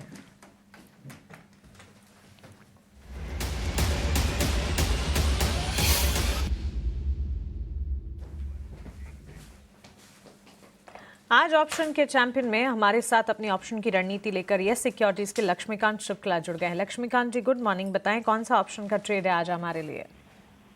शुभ प्रभात मानसी जी। आज ऑप्शन के ट्रेड सेगमेंट में हम जिंदल स्टील रिकमेंड करना चाहेंगे, क्योंकि यहाँ पर हमें फॉलिंग ट्रेंड लाइन का ब्रेकआउट दिख रहा है। और अगर हम निफ्टी मेटल्स के भी इंडेक्स को देख रहे हैं तो वहाँ पर भी आउट परफॉर्मेंस नजर आ रहा है। तो ओवरऑल स्ट्रक्चर जिंदल स्टील का काफी बुलिश है और हमें लगता है कि यहाँ पे आने वाले समय में एक पॉजिटिव ब्रेक थ्रू मिलेगा और ये स्टॉक अपने हायर लेवल्स को टच करेगा। तो इसका हमें 930 का कॉल ऑप्शन बाय करके चलना है around the levels of 21 rupees to 23 के आसपास अगर मिलता है तो हमें वहाँ पर बाय करना है। और इसमें जो हमारा टारगेट रहेगा वो 34 रुपीज का आ रहा है और स्टॉप लॉस हमें 16 रुपीज का मेंटेन रखना है। तो ओवरऑल जो रिस्क बनता हुआ नजर आ रहा है वो आ रहा है 3750 का और जो एक्सपेक्टेड रिवॉर्ड है वो आ रहा है 7500 रुपीज के। Okay, Jindal stainless JSPL yet another expert जो कि इस वक्त अपनी टेक्निकल कॉल में इस स्टॉक को शामिल कर रहे हैं। आज सुबह से हमारे 3 एक्सपर्ट्स हैं JSPL पर अपनी राय दी और लक्ष्मीकांत शुक्ला जी ने भी अपने ऑप्शन की स्ट्रैटेजी में इस स्टॉक को शामिल किया है। JSPL 630 की कॉल खरीदने की राय 21 रुपये और 23 रुपये के दाम पर माई कॉन्ट्रैक्ट्स की बात हो रही है। लक्ष्य यहाँ पर 34 के, स्टॉप लॉस यहाँ पर 16 का लगाना है, 16 का। कॉल वर्कआउट होने पर 7,500 यानी 7,500 रुपए का अधिकतम मुनाफा हो सकता है और अगर रिवर्स जाएगी तो 3,750 का नुकसान होने की भी संभावना है। लेकिन लक्ष्मीकांत जी, शुक्रिया आपका हमारे साथ ये कॉल शेयर करने के लिए। एफएनओ ट्रेडिंग को लेकर एक स्टैंडर्ड डिस्क्लेमर आप अपने स्क्रीन पर देख रहे हैं। एफएनओ ट्रेडिंग में 10 में से 9 लोगों को नुकसान होता है। एफएनओ ट्रेडर्स को औसतन 50,000 का नुकसान होता है। घाटा होने के बावजूद 28% ट्रांजैक्शन के रूप में देना होता है, वहीं मुनाफा होने पर 15 से 50% ट्रांजैक्शन के रूप में खर्च होता है। तो इसी के चलते अपने एडवाइजर से सलाह लें और उसी के बाद सोच समझकर एफएनओ ट्रेडिंग में उतरें। कुछ और स्टॉक्स हैं mid cap small cap category के जिस पर फोकस होना चाहिए और डिफेंस और शिप बिल्डिंग स्पेस लगातार 2 ट्रेडिंग सेशन से अच्छा खासा एक्शन दिखा रहे हैं और इसी कड़ी में राजेश जी, कोचीन शिपयार्ड पर आपसे एक राय जानना चाहेंगे। 7% के गेंस के साथ ये स्टॉक इस वक्त ट्रेड करता हुआ 1688 के स्तर। पिछले 5 ट्रेडिंग सेशन का रुझान अगर देखेंगे तो वन साइड अप मूव यहाँ पर पाएंगे। Yet another counter as a big show candidate हमारे लिस्ट का कोचीन शिपयार्ड करीब 7-8% के गेंस है। Rajesh ji, Garden Reach Ship Builders पर भी हमने बातचीत करी, अब कोचीन शिपयार्ड भी 7% की तेजी और यहाँ से भी और ज्यादा मजबूती दिखाने की तैयारी करते हुए। पूरे ही डिफेंस स्पेस में एक अच्छा बाइंग इंटरेस्ट बना और कोचीन शिपयार्ड में आज जिस तरीके का मूव बना है स्टॉक ने, अब अपने प्रीवियस स्विंग हाई जो अप्रैल में बने थे उसको भी अब ये सरपास करते हुए दिख रहा है। हमें लगता है एक बड़े करेक्शन के बाद स्टॉक ने लोअर साइड पे एक अच्छा बेस बनाया। अगर इसके वीकली चार्ट को एनालाइज करें तो ऑलमोस्ट 15 से 20 वीक स्टॉक ने एक लोअर साइड पे बिताते हुए अब यहाँ पे एक अच्छा ब्रेकआउट बनते हुए दिख रहा है। हमें लगता है कहीं ना कहीं यहाँ पे एक बॉटमिंग आउट होने के साइन कोचीन शिपयार्ड में आते हुए दिख रहे हैं। जब तक ये स्टॉक अब 1590-1600 के ऊपर सस्टेन रहेगा, हमें लगता है छोटी मोटी गिरावट में वापस यहाँ पे बाइंग इंटरेस्ट इमर्ज होते हुए रहेगा। ऑन द हायर साइड हमें लगता है कि ये रैली एक्सटेंड होते हुए दिखेगी करीब 1750 की तरफ, और अगर ये 1750 के लेवल को क्रॉस करने में कामयाब होता है तो फिर नेक्स्ट टारगेट इसका 1820 की तरफ अनफोल्ड होते हुए दिखेगा। तो एट दिस जंक्चर जिनके पास भी ट्रेड है बने रह सकते हैं। Stop loss, trailing stop loss अब जो सजेस्ट करेंगे वो होना चाहिए करीब 1545 के आसपास। टारगेट होंगे 1740-1750 के आसपास। कोचीन शिपयार्ड अगर पोजीशंस हैं उसे बिल्कुल इंटैक्ट रखा जाए, ये कहना है राजेश जी का। कच्चे तेल की चाल पर एक नज़र डालते हैं और oil in particular energy pack की अगर बात करें, फ्लैट ट्रेंड देखने को मिल रहा है। ब्रेंट क्रूड पर्टिकुलरली अगर आप देखेंगे वहाँ पर इस वक्त $63 के आसपास, $66 के आसपास ब्रेंट क्रूड जो है वो कामकाज करता हुआ। टैरिफ कट्स और आउटलुक्स जो है उसका एक इम्पैक्ट घरेलू बाजार में भी कच्चे तेल की चाल पर पड़ता हुआ, और साथ ही अगर आप देखेंगे ब्रेंट क्रूड में भी $66 बैरल के आसपास के लेवल्स हैं। इसी की तर्ज पर एक बार ऑयल मार्केटिंग कंपनियों पर नजर होनी चाहिए। IOC, HPCL, BPCL, ONGC और साथ ही oil refining counters, Chennai petro, MRPL जैसे स्टॉक्स। ONGC राजेश जी करीब 1-1.25% की तेजी, IOC में भी मजबूती देखने को मिल रही है। ONGC में जरूर यहाँ पे एक अपटिक देखने को मिला, बट अगर वीकली चार्ट को एनालाइज करें तो अभी भी स्टॉक एक अपने मेजर रेजिस्टेंस के नीचे ही ट्रेड करते हुए देखने को मिला है। हालांकि स्टॉक में एक अप मूव बना है, 250 इसके लिए मेजर हर्डल होगा। 250 का लेवल जब तक क्रॉस नहीं होता है हमें लगता है अभी भी ये साइडवेज कंसोलिडेशन ही दिखाएगा। स्टॉक एक अभी रेंज में फंसा हुआ है जो कि है करीब 230 से लेकर 250 की। तो मेजर मूव जो इसका अनफोल्ड होना है वो करीब 250 के ब्रेकआउट के बाद होना है। तो थोड़ा वेट एंड वॉच ही रखेंगे अभी यहाँ पे। ट्रेडिंग पॉइंट ऑफ व्यू से आई थिंक काफी दूसरे स्टॉक है जहाँ पे एक अच्छा शार्प मोमेंटम हायर साइड पे बनते हुए दिख रहा है, तो हमारा फोकस थोड़ा दूसरे स्टॉक पे होगा। ONGC अभी अवॉइड करेंगे। ठीक है, ONGC को अवॉइड करने की सलाह। जब ये ऑयल एंड गैस स्पेस की कंपनियों की बातचीत हो ही रही है तो एक बार गेल की बातचीत कर लेते हैं। इसके नंबर्स आगे हैं और कंपनी ने हाईएस्ट एवर रिकॉर्ड मुनाफा दर्ज किया है 11,312 करोड़ रुपए का FY25 में। लेकिन कंपनी की आगे के लिए क्या तैयारियां हैं, किस तरह के ऑर्डर्स मिल रहे हैं, भविष्य कैसा दिख रहा है, इन तमाम मुद्दों पर कंपनी के चेयरमैन संदीप गुप्ता से बातचीत की हमारे सहयोगी प्रकाश प्रियदर्शी ने। आइए आप भी सुन लीजिए। गेल के चेयरमैन मिस्टर संदीप कुमार गुप्ता हैं। सर, ET नाउ स्वदेश से बात करने के लिए आपका शुक्रिया। सबसे पहले आपको ढेर सारी बधाई, आप बेहतर परफॉर्मेंस के लिए, फाइनेंशियल रिजल्ट्स के लिए। कुछ बड़े नंबर्स जो आप हमें शेयर कर पाएं। ये मुझे बताते ये बहुत हर्ष हो रहा है कि ये साल 24-25 गेल की हिस्ट्री में एक रिकॉर्ड ईयर साबित हुआ है, जिसमें कि हमने अब तक का हाईएस्ट एबिटा, हाईएस्ट पीबीटी और हाईएस्ट प्रॉफिट आफ्टर टैक्स अर्जित किया है। और इस साल का प्रॉफिट आफ्टर टैक्स जो है 11,312 करोड़ रहा है, जो कि गेल की हिस्ट्री में सबसे ज्यादा है। कैपेसिटी एडिशन की बात करें तो एलएनजी की बात करें या पेट्रोकेमिकल्स की बात करें, उसका क्या प्लान रहेगा चालू वित्त वर्ष के लिए? आपको पता है कि गेल की जो पाइपलाइन में अभी भी जो ओनरशिप है, लगभग 70% पाइपलाइंस गेल ओन करता है, जो नेचुरल गैस की पाइपलाइंस है। और इसी दिशा में कुछ और पाइपलाइंस जो कि कार्यरत थी वो भी इसी साल में कमीशन हो जाएंगी, जैसे कि कोची कोटिनाड बैंगलोर पाइपलाइन का तमिलनाडु सेक्शन जो पेंडिंग था वो इसी साल कंप्लीट हो रहा है। मुंबई नागपुर झारसुगुड़ा जबलपुर पाइपलाइन भी इसी साल कमीशन हो रही है।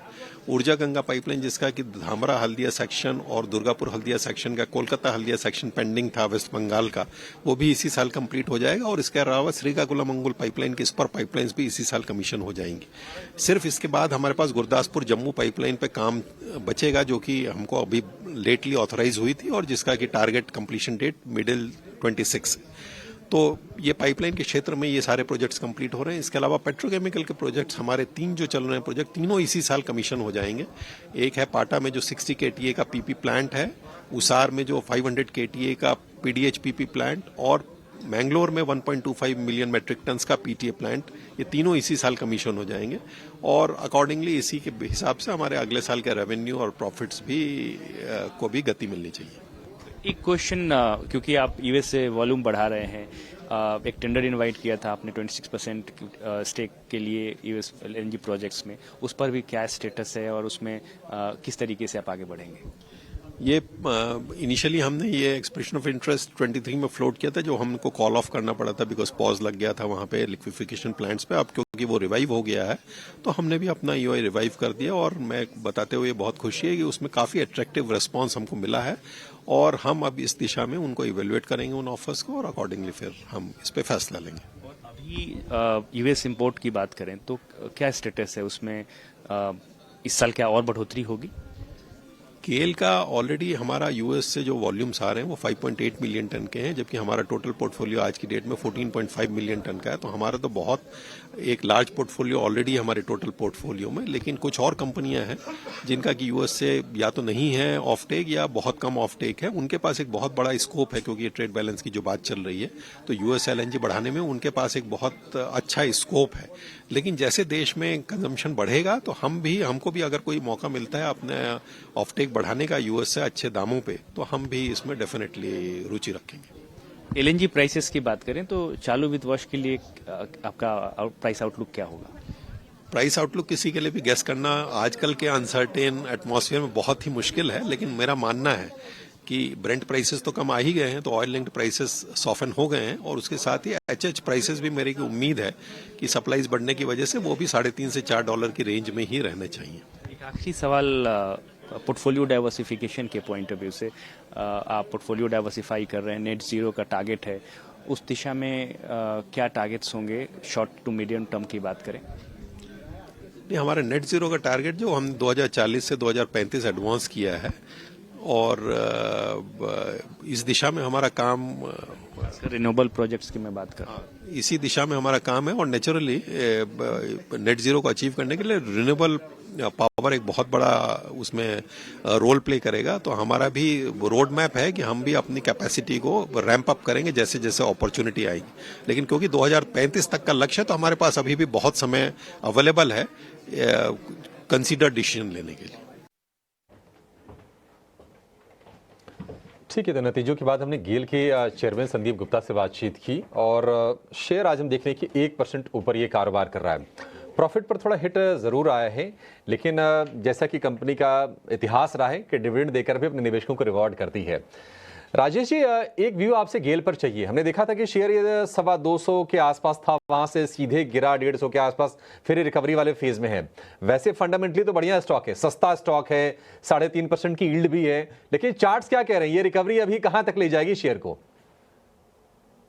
तो देखिए, एक अच्छी रैली के बाद स्टॉक में प्रॉफिट टेकिंग देखने को मिली हायर साइड से। तो अगर इसके थोड़े मीडियम टर्म स्ट्रक्चर देखें तो इसका मेजर जो सप्लाई जोन बना हुआ है वो करीब है 200-210 के जोन में।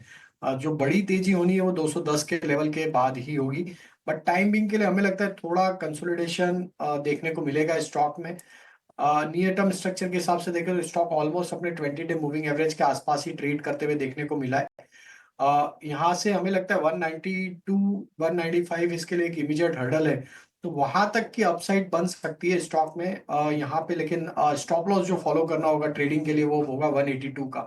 तो हमें लगता है टाइम बिंग के लिए एक अप मूव बन सकता है, बट अगर इसका मीडियम टर्म स्ट्रक्चर देखें तो हमें लगता है मेजर जो तेजी बननी है वो 210 के ऊपर बननी है।